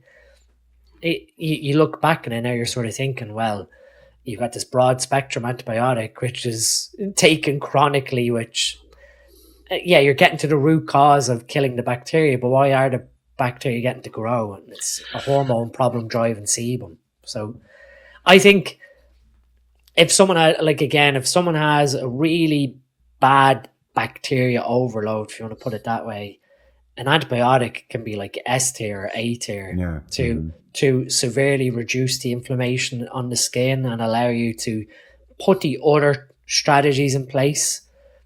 But they're by no means a long-term strategy in my mind. 4-6 weeks, probably the absolute limit that you're looking at. What do you think, Kurt? I would agree. Yeah, I think if it's needed, it's a life changer and a game changer, but it's not a crutch. No. It's definitely not something you should do long term. So that's why I would recommend doxycycline, just 10 days, 14 days, if it's warranted, and then proceed or continue with the other stuff, like avoiding particular foods that are inflammatory, or setting off the acne, and then improving your overall lifestyle hygiene, hormone balance, etc. I mean, even if you look at we can put the paper in the description below, but they even rank antibiotics for systemic inflammatory acne as B class, saying that there's incomplete patient level led data to support that they're absolutely to be used. But again, that proves then that it's a useful strategy when someone has really bad inflammatory acne, but it should never be the main way of addressing it. No, correct. No, not the first line. Let's see. We discussed tanning, low laser light therapy, infrared therapy. So basically anything that has to do with UV. I think it's very beneficial. Will it resolve the acne? Not really. It makes it look better. Yeah.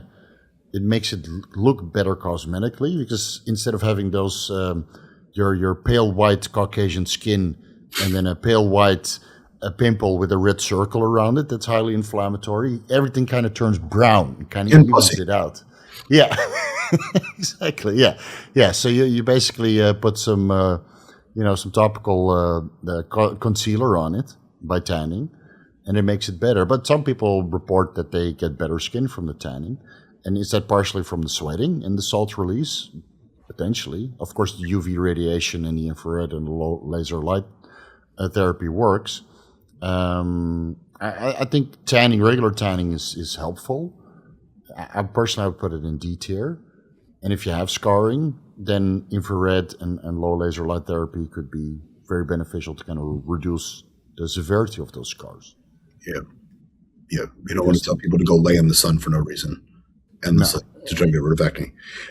I don't know if you have it on the list, but fish oil has been shown to improve skin health dramatically. Yeah. It also prevents sunburn. Yeah. People with high levels of DHA and EPA I no longer need sunscreen anymore. I haven't used it in years. And that's one of the things that you look at with sunburn being there's a higher omega-6 status of your epithelial lining, that having a high omega-3 content or omega-3 percentage of your blood will offset sunburn because it's a defense mechanism. With the sun, this is where, again, anecdotally, guys go on holiday and a bit of sun on their back, some of the spots start to dry up from obviously either changes in sweating, changes to their skin quality, UVC as opposed to UVB being antibacterial, going swimming in the sea when they're not swimming in the sea at home. There's a lot of things that play into it, but like the dermatologist said to me, 3 or 4 minutes in a sunbed just to get exposed to that UV light is just allowing you, again, like an antibiotic, to gain some level of ground with skin sterilization. And if you're going to do it like a sunbed or sun lamps, you do a stand-up sunbed where you're not lying down on a sunbed. Yeah. Because if you're lying on a sunbed, you're lying on an area where people have been sweating all the time, no matter how much it's disinfected. And you're sitting in your own sweat. And you're in your own sweat. So if you're going to do sunbeds at your own discretion, you do like a 3 or 4 minute stand-up one where you're just standing around the UV light and out. But again, it's a short-term strategy to sterilize the skin, so you're not looking to tan or create the adaptive response to tanning. Would you say that a standing tanning salon or tanning bed is D tier, but maybe the low laser light and infrared light therapy is a higher tier? C. Yeah, like the LLT, especially for scarring clinically, that's what is quite often recommended. So tanning, like I said, is just a cheap man's way of getting around very expensive lasers. Yeah. so expensive lasers is technically a little bit better, but only doable if you can afford it. It was quite expensive when I was younger. Yeah, it's the same as laser hair removal, right? I mean, that costs an arm and a leg too. That's why I do the hair removal the old-fashioned way with waxing. It's not fun. Oh man! Everybody's favorite, Accutane. I think it's S tier. Yeah. I mean, it fucking works, and it works for a lot of people, whether that's a low dose or a high dose for a short time. But it does come with some prerequisites. This package. Yeah, I'm just gonna put it in S tier. I'm not even going to ask. I mean, we never even covered, like with Accutane, and like Kurt said about the depression aspect. One of the ways Accutane potentially works is by inhibiting 5-alpha reductase. Like that's one of them, aside from shrinking the pore as a retinoid or a vitamin A derivative, it's potentially causing 5-alpha reductase not to work as well as it could. Yeah. And I've seen it before, guys getting post-Accutane syndrome, like post-finasteride syndrome, where 5-alpha reductase has been inhibited, and you then need to give it a bit of a kickstart with NAD strategies or whatever. But the depression could come from a change in neurochemistry in a teenager where DHT and estrogen sort of shift. And now you've got less DHT and more estrogen within a vulnerable brain that is then, like Kurt said, making a very irrational emotional response. Yeah. Yeah. So, That's- but I mean, like the dosing, like what you said, was 1 milligram per kilogram was the top end recommended dose. Like it could go up to 150 milligrams prescribed. The newer guidelines, I think, is 0.2 to 0.4 milligrams per kilogram. And that's where like guys tend to take the 10 or 20 milligram maintenance dose when they're using a cycle to, again, control pore size. Yeah, and it does work. It keeps the acne at bay. So 10 milligrams, 20 milligrams per week, maybe 30. That should be enough to kind of keep it at bay, but it's not a permanent solution. I did that for years. For a day. No, 20 milligrams per week. Per week. Okay. So this was an earlier prescription. This was 40 milligrams a day. Yeah. Yeah. And that's where the magic starts to happen. 40, 50, 60, Mine 80. was 80 was where it became permanent for me. Yeah. Yeah. And how much did you weigh back then? 160, 170. Yeah. This is an average person weight. Yeah. So if you're a bodybuilder, you might have to go to 100. Yeah. Or 120 even. I'm not going to feel great. No, and your joints will be dry and your hands will be dry. I didn't get that messed up. Oh, really? My skin was definitely really sensitive to the sunlight and to anything. Do you remember those strips you used to put on your nose to pull the blackheads out? I did one of those, not thinking about it, and it literally took the skin off my nose. Yes, your skin's those are certified F tier. I'm gonna put nose strips in F tier. It doesn't work for shit. No, but I didn't get any of those other sides. My mood didn't change. My lips were chapped. My hair was dry. My skin looked worse. You know, after a couple of weeks, your skin looks worse, and it looks worse for a month or two, and then by the third month, you basically look perfect, but you have to stay on it. Pardon? Did shaving hurt for you? Because I did it when I was like in my mid-30s, and then I started shaving. Yeah. Trenbolone made me grow a beard. Yeah. I already had a beard when I did Accutane, and then every time I had to shave, I had to soak the shaving cream in there for like 20 minutes to kind of soften up the hair. And then I could only use a razor like 3 times. And that's like a Mac 5 with the battery that makes it vibrate and stuff. And it hurt like a bitch. It was terrible. I like a clean shaven face though. So yeah. So that was also a side effect. So yeah, Accutane, I think there's a lot of options to explore, but it is the option that works the best if the dose is high enough. And even a low dose can keep it at back, but you're not fixing it. But then again, you're not fixing it with the sauna or improving your diet. As soon as you stop the sauna, one that would actually fix it for good. Yeah. Potentially. Yeah, and then you need to do some laser therapy for the scars if they're bad, and then you can be pretty again. Have you seen, there's Underground Lab, isotretinoin. Oh, yeah. Is it effective? Is it real? Is it pure? Because I have it here. I saw some of the raw providers. Is pretty high. Yeah, it's one of the cheap. reasons why Accutane as a drug was really expensive is because the apparatus used to make it would break and blow up every several batches, and that piece of glass was worth like $20,000. So they had to pass on that cost to the consumer because, of course, it's just amazing that they can make it accurately in an underground lab. Yeah, it seems from the testing that I've seen of the labs that have it, it seems to be proper. Does it have the same like co-ingredients for the proper delivery? Even some of the generic ones that are sold at a pharmacy now are not pure isotretinoin, right? There's something else in it that makes it slightly less effective, right? I think the original one, like this one, is going to be the king of the products. Right? I'm sure that whatever there's a new name, I don't know the brand name. I used the real Accutane. What was the brand? Here from the pharmacy. Was it the Huff and the Roche? I think it was Roche. Yeah. Yeah. This. I could take pictures of this and you can upload it if you want. Yeah, it's got the cool pictures of the baby with the deformed head.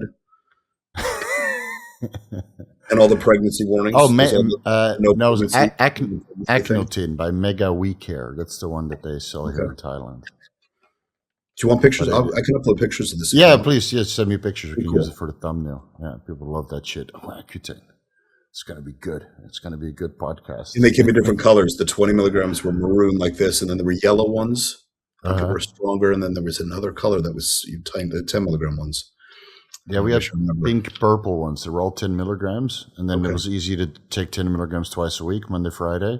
But then if you want to go 50 milligrams or 100 milligrams, you're literally pressing out a whole strip, just like you have pharmaceutical Anavar, right? 2.5 milligrams, I want 25. The whole fucking strip, baby. By the time you're done, your thumbs are hurting.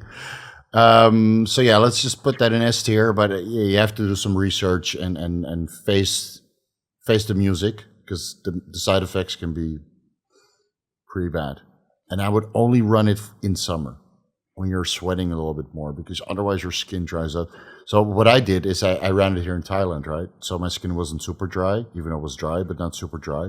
And then I think I went to Holland, like early autumn, and man, my skin was horrible then, because you're washing your hands and then it doesn't moisturize itself anymore because you're not sweating, you're not producing any sebum, and then within 3 days my knuckles were cracking.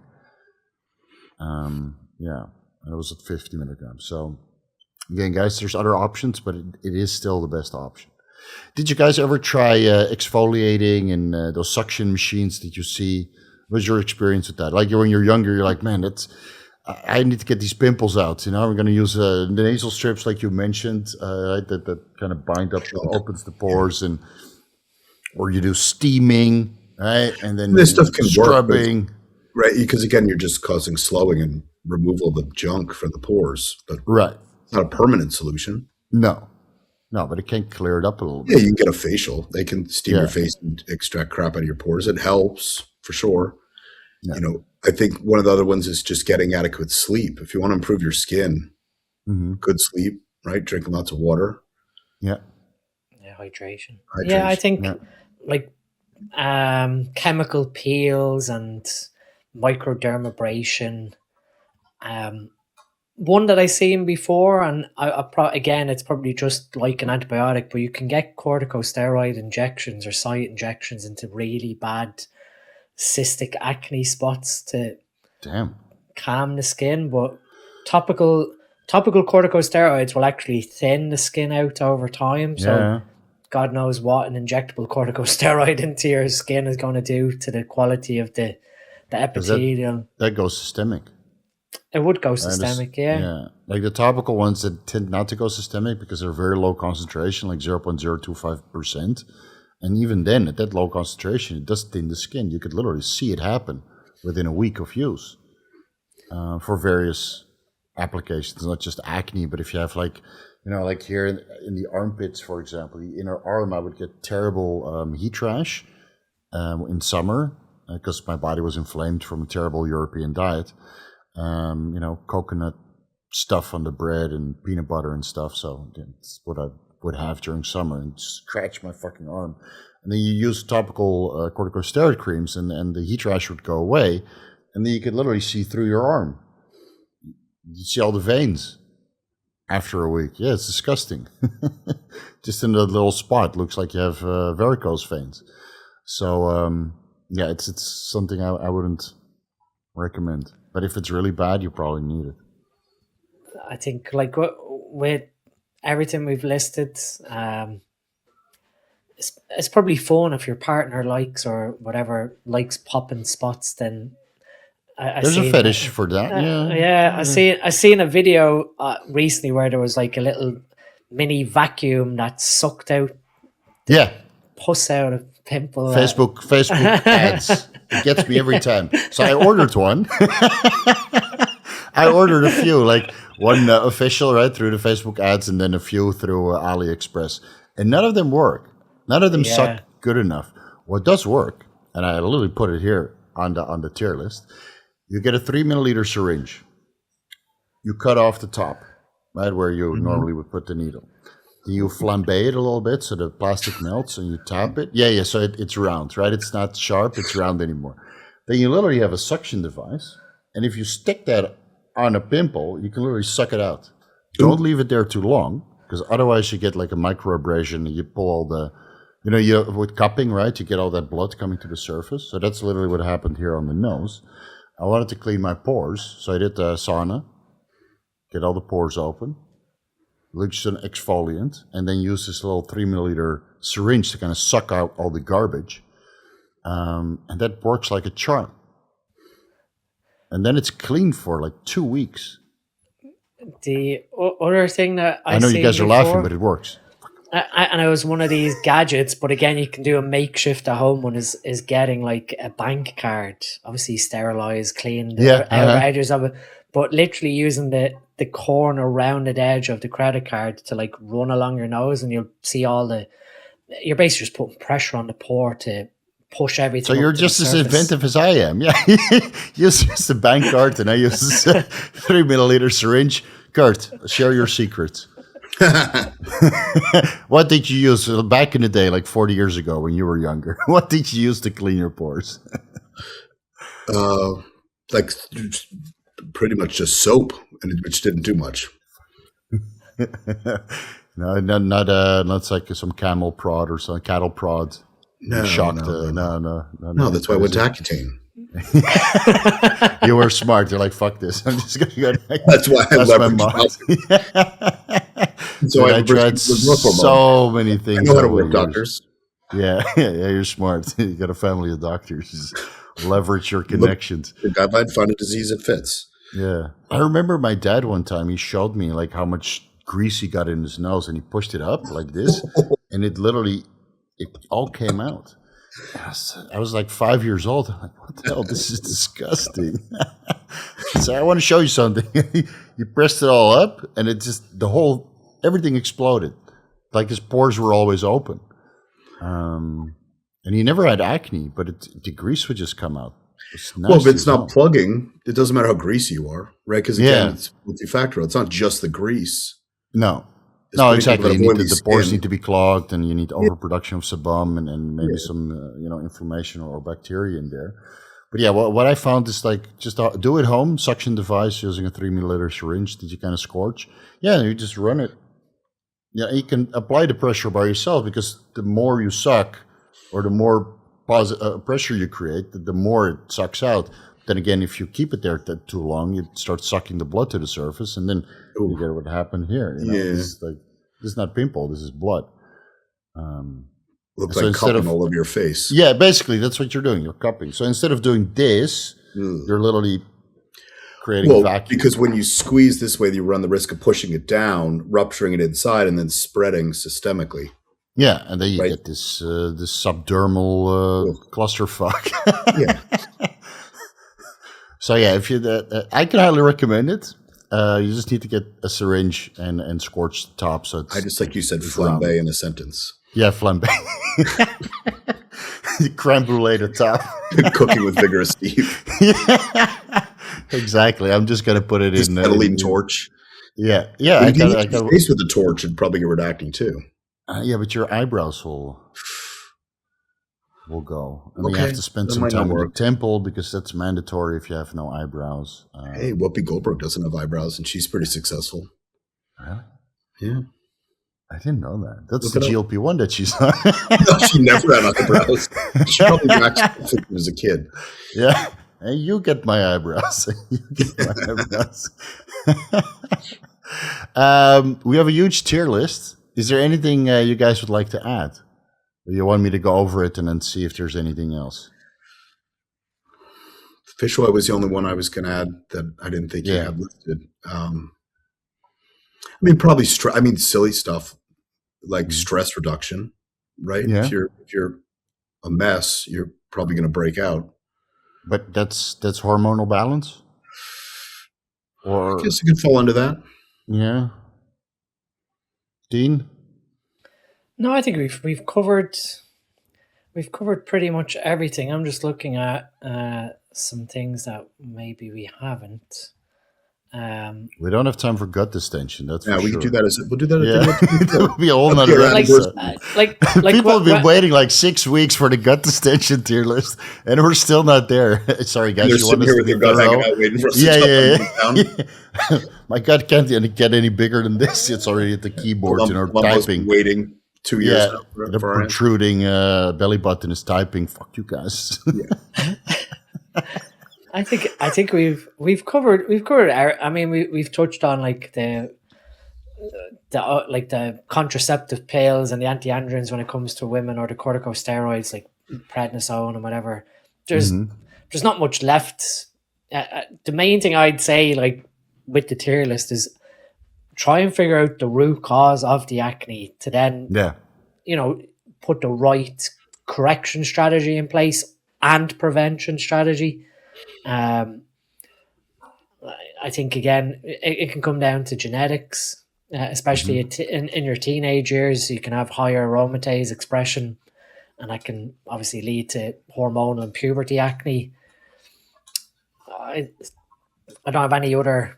I think one other thing that has some efficacy that we didn't cover was things like pumpkin seed oil or black seed oil. Oh, people are going to skip right to timestamp 1 hour, 35 minutes for whatever over-the-counter supplement they can take from iHerb.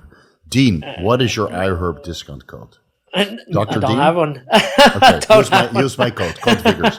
Pumpkin seed oil, black seed oil, was that black seed or black currant? Black seed oil, so Nigella sativa. So black seed oil is a really potent antimicrobial. Yeah. And it can have cortisol lowering effects. And then pumpkin seed oil obviously is a natural DHT lowering compound. So it can either offset 5-alpha reductase activity or lower circulating levels of DHT. It's quite often used in prostate formulas or hair balance formulas. So they're the other natural things that we didn't cover. Evening primrose black currant oil, like evening primrose, portage oil, GLA might help with some of the inflammatory aspect, but I'd still be going down the route of like making sure you're getting high EPA and DHA to an extent from your nutrition, whereas like 3,000 milligrams of EPA is generally what's recommended. Yeah. But yeah, there's nothing else I can think of that we can add to this, whatever it is, hour and a half podcast discussing pimples, zits, and popping them. Let's see, black seed oil, right? Where would you put that? B tier? Black seed oil, pumpkin seed oil, zinc. I'd probably put them as maybe C tier. Okay. There is one thing that came into my head now from the book that I'm writing, that guys never think about, but there is a fungus called Mesalazia, which can grow on your back and cause acne, and it can look exactly like acne, but it's a fungus. And this is where washing with ketoconazole can be very beneficial for reducing acne on your back. That's the same fungus that causes dandruff in that case, right? Yeah, exactly. And what's the name of that fungus? Mesalazia. Let me. You have me. It's okay, I'll find it. Mesalazia. I'll find it. Malassezia. Sorry, I got it completely wrong. So Malassezia.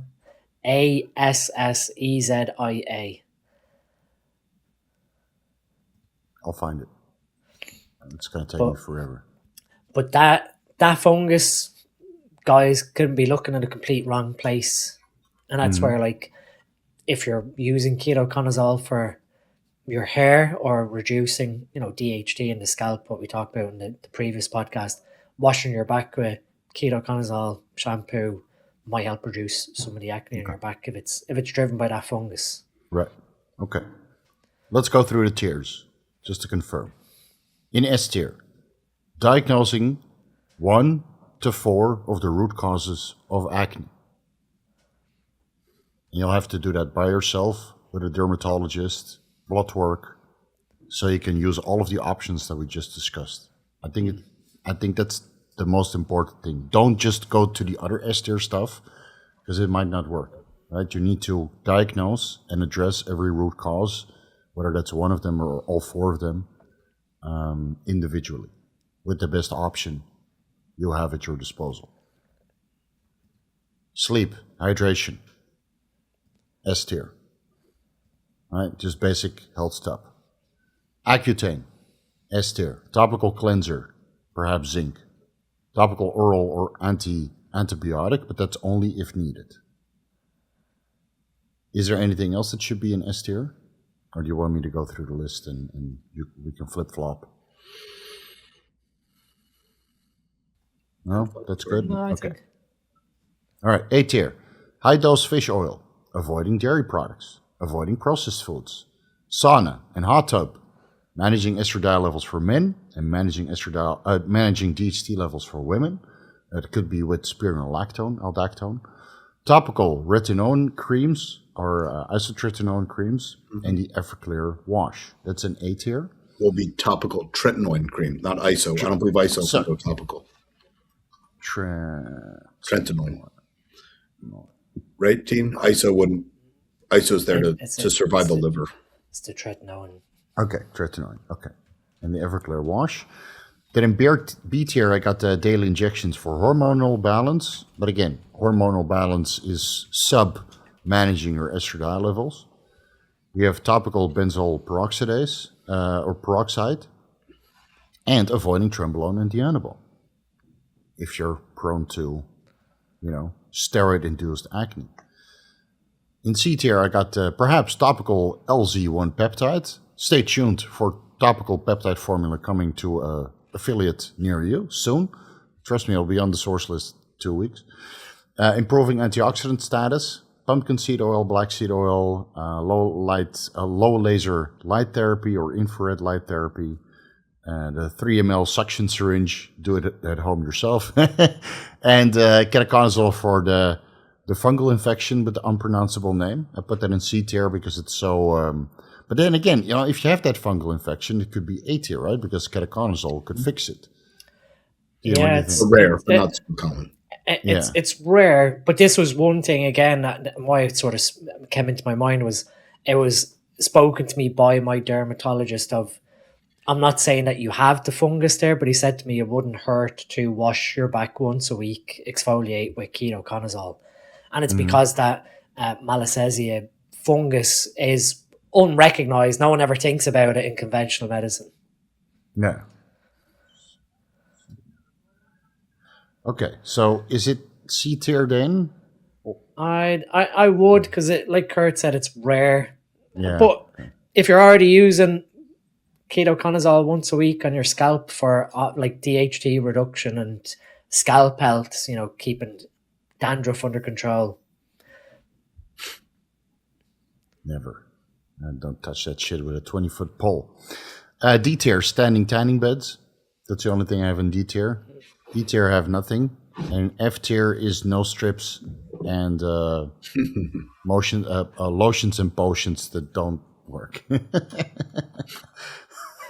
Lotions and potions, guys. I'm sure you have a lot of comments in the comment section. So put your own tier list together for all of the stuff that we forgot, because with acne management, there's a million and one things that might work or might not work. So feel free to put your anecdotal evidence and user trip reports in the comment section, because we can all learn from each other. Like I remember I made years ago, I made like a 5-parter acne management video, and the comment section went wild. You didn't discuss this, you didn't discuss that.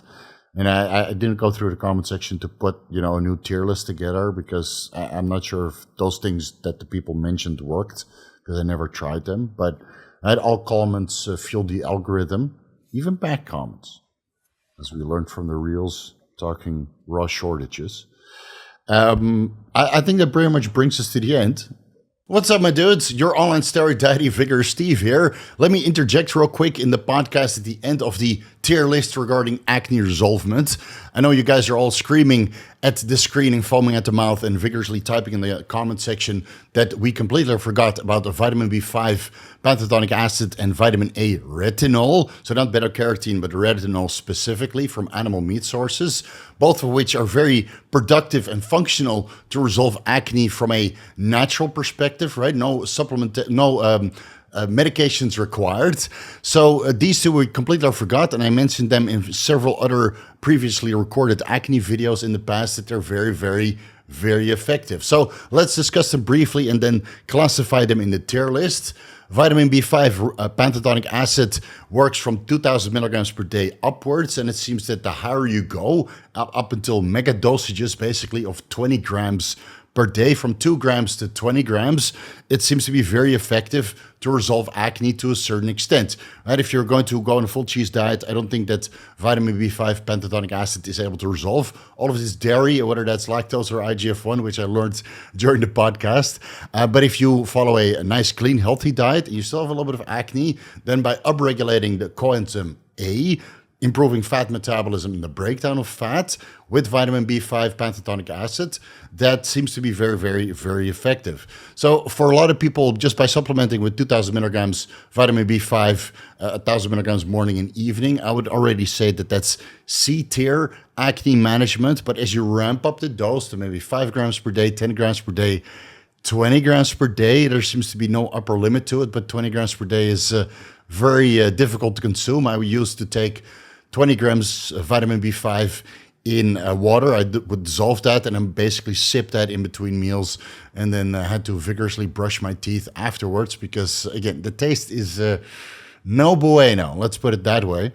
So with vitamin B5, you could start low, build your way up. As you build up, a coenzyme A upregulation takes place, and that seems to induce more and more fat metabolism and the breakdown of fat. And the more fat you break down, basically, the less fat ends up in your sebaceous glands producing acne. So as the dose goes up, it might go from C tier to A tier. I would not say that it's S tier because it doesn't come close to Accutane and the other things we classified in the S tier list. But if you combine, again, you know what? Let's do this. Let's do vitamin A retinol separately. Vitamin A retinol helps with the turnover of cells, so you produce more skin cells and you are less likely to clog your own pores with your own skin cells, which kind of forms some sort of sticky layer on top of your pores. So if you have vitamin B5, that reduces the sebum production in the sebaceous glands, and the vitamin A retinol speeds up the production of skin cells, and you're less likely to clog your own skin pores this way. So vitamin A, obviously retinol is a precursor for Accutane, tretinoin or isotretinoin, right? They're chemically very, very similar, albeit that vitamin A retinol specifically does not really seem to reduce the production of sebum in the sebaceous glands. You can get that from beef liver or a chicken liver if you do so prefer. Now there's hypervitaminosis A that occurs from 10,000 IU's retinol onwards, so don't go mega dosing your beef liver alongside mega dosing your vitamin B5 pantothenic acid, right? You have to take both in moderation. So if you take maybe 30 grams, 50 grams of beef liver on top of the dietary retinol A or vitamin A retinol that you get from your animal meat sources, whether that's, I think tuna is pretty high, salmon is pretty high, dairy products obviously, but that might also cause acne. So you probably break even. The vitamin A from the from the dairy products and the IGF-1 and the lactose, you probably break even. So if you consume a good amount of salmon per day, I think 30 grams of beef liver will get you somewhere towards the top of the upper tolerable limit or daily recommended intake of vitamin A, specifically retinol. For beta carotene, there's no upper tolerable limit. You can go well up to 30,000, 50,000 IU's. Let's say if you eat a lot of sweet potato or carrots, but that's not the retinol A that we're looking for, because that doesn't seem to really improve the reduction of acne. So I would say a low dose, let's say 2,000 IU's retinol A is also C tier, but as you come up to the upper tolerable limit of 10,000 IU's per day by consuming 30 to 50 grams of beef liver per day, then it also becomes an A tier acne prevention method. If you combine both, let's say 5,000 milligrams vitamin B5 pantothenic acid and 10,000 IU's retinol A or vitamin A retinol, it's basically S tier. Yeah, basically S tier. So that's the last thing I would try before hopping on Accutane and the other things that we discussed. It's very easy to buy vitamin B5 pantothenic acid over the counter in 500 milligram capsules, and you just sprinkle them in over the day, or if you want to make a dose, it's better to get the powder and dissolve that in water. And again, 30 grams to 50 grams of beef liver is pretty easy to add to your diet. If beef liver is not an option for you because you don't like the taste, or it's within your religious restrictions, then maybe do chicken liver. And otherwise, well, cod liver oil is always something you can supplement with on top of your salmon and tuna to get to that 10,000 IUs retinol or vitamin A retinol per day. And then your skin should be pretty clear. You might still have a pimple here and there, if you follow this protocol. But hey, there's always Accutane if you really, really, really want to get it under control. All right, back to the anabolic roundtable. Enjoy. Next month, we'll do the gut distension tier list, elimination diet, small meals, digestive enzymes, avoiding oral steroids, keeping your GH dosage slow, crushing estrogen, visceral fat, all sorts of visceral stuff. fat, Overeating. Yeah, gut microbiome. There's carb loading while using diuretics. Yeah. All sorts of things. Yeah, low-fat diets, abstaining from fiber. It's the list is long. We could spend 2 hours discussing gut distension. Guys, can you pull a vacuum at the end of the day? I can. I can if I practice. Yeah, I can. Yeah. Even with 4,000 calories. I can only do it on an empty stomach. Once I've eaten. Really? Yeah. I can do the full stomach, yeah. Just digest I could never get pulling my transverse abdominis up under my rib cage, and I don't know where that's because of having like really thick, blocky ab muscles. But I can like pull. I can do the vacuum of pulling everything in to flatten there, but I could never pull in and up. It just like felt like I was going to throw up. Yeah, I could pull it in and up, but that's with practicing for a couple of weeks. I couldn't do it now. I used to practice that for like half an hour a day, in the morning and then post workout, and then sometimes in the evening. You just I would it just all the way up. Yeah, I would take a leak and then work on it. Yeah. But now I barely get my shirt off because I look like I got Flambe. 2 workouts in this week, So give me a break.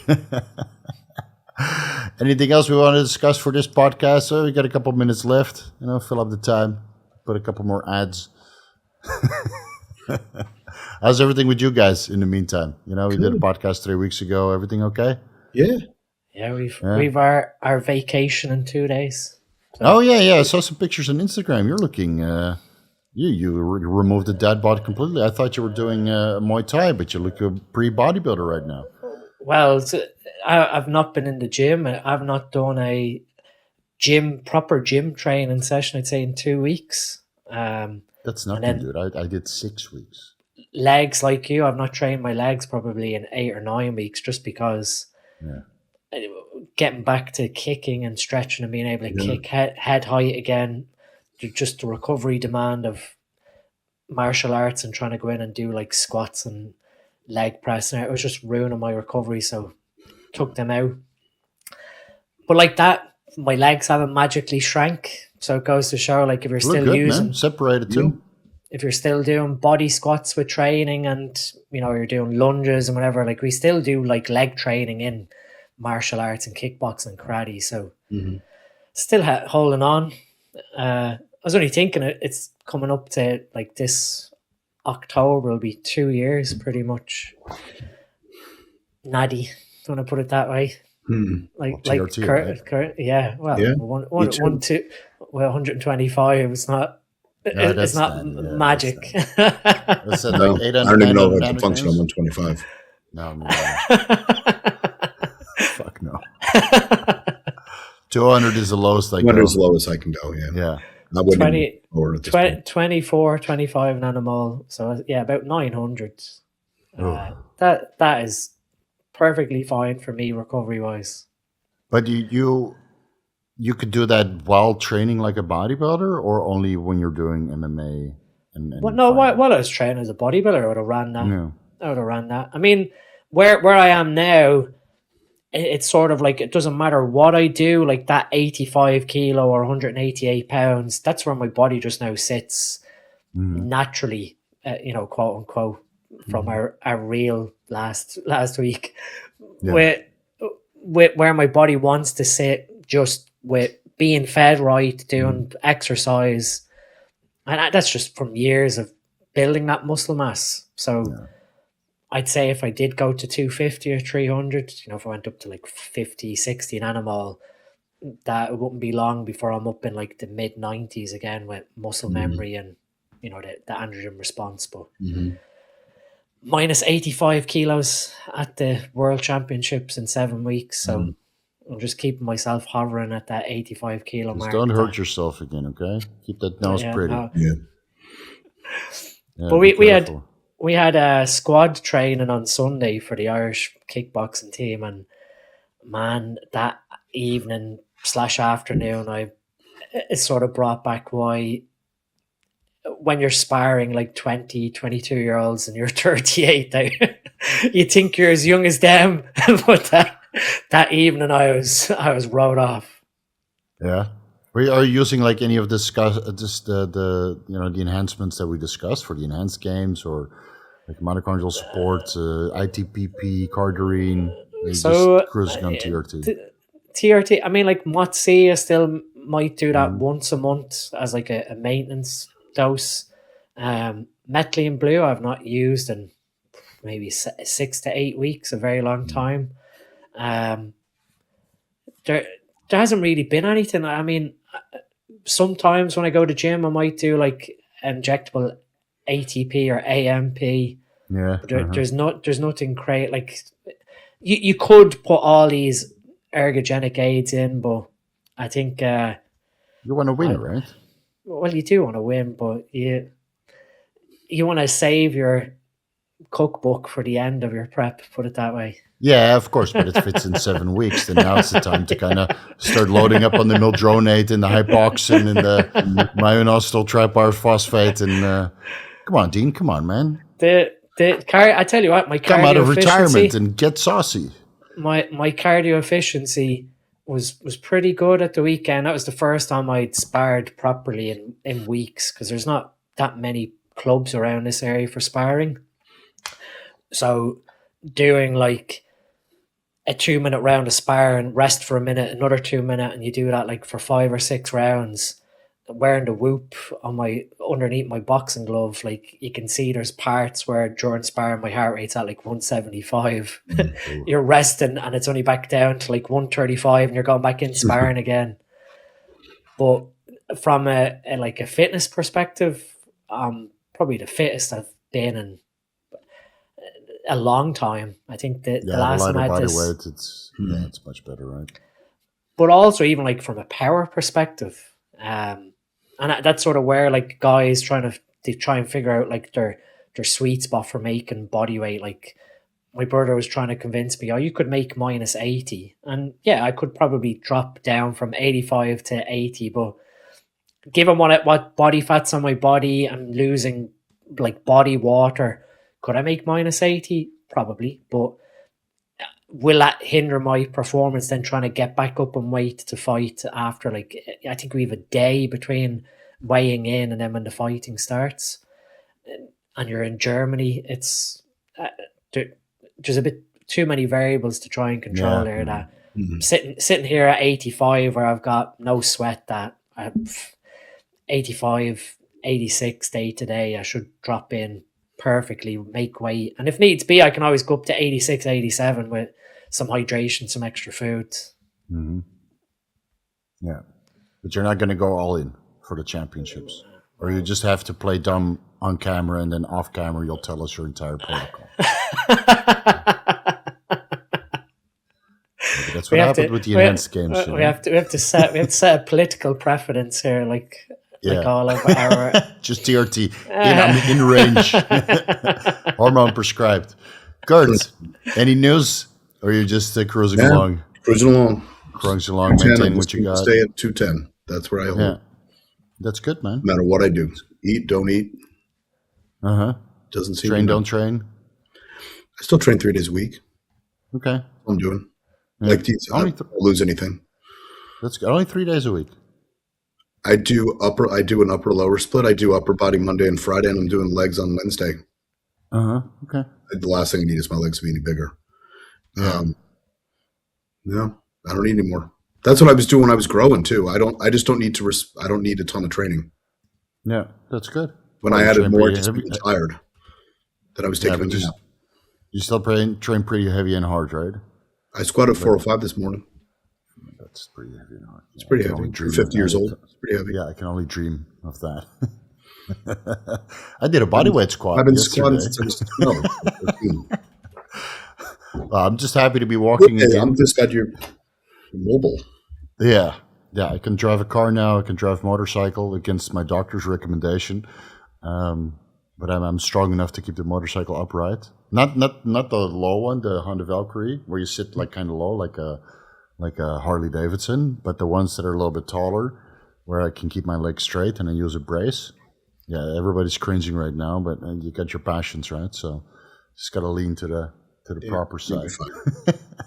So that's fine. So I'm going back to the gym. I started my testosterone and DHT intake cycle, and I'm back in the groove. I'm feeling pretty good. Yeah, feeling pretty good. I'm not going to lie. I was clinically depressed for 2 weeks, being bedridden. I wouldn't recommend the shit, man. It's terrible. But now I'm mobile and I can go to the gym. So it's, things are on the up and up. But I have one leg now. At least I didn't get fat. No.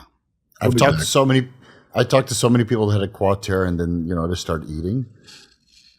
And then you look at their body and it's like flabby. But I didn't gain anything. I just controlled my diet, got my protein in, did as much physical activity as I could, and I'm super sore right now. Oh man, I did a leg day and a back day and a chest day, and everything hurts after 6 weeks no gym. But it's good to be back. Yeah, it's good to be back. So I'll record the gut distension prevention tier list video about a month from now, let's say middle of July. Yep. Drop that before the end of July. Guys, you can find all of their social media of Dr. Dean and Kurt Havens down below. In case you want to follow them, sign up for coaching consultations. They're always available. And we'll see you guys next month for the 2-year anniversary. It's wild. Well, yeah, it's been a long time. We'll need to bring the cake. I'll bring the cheesecake. All right, guys, peace out. See ya. See you later. Take care.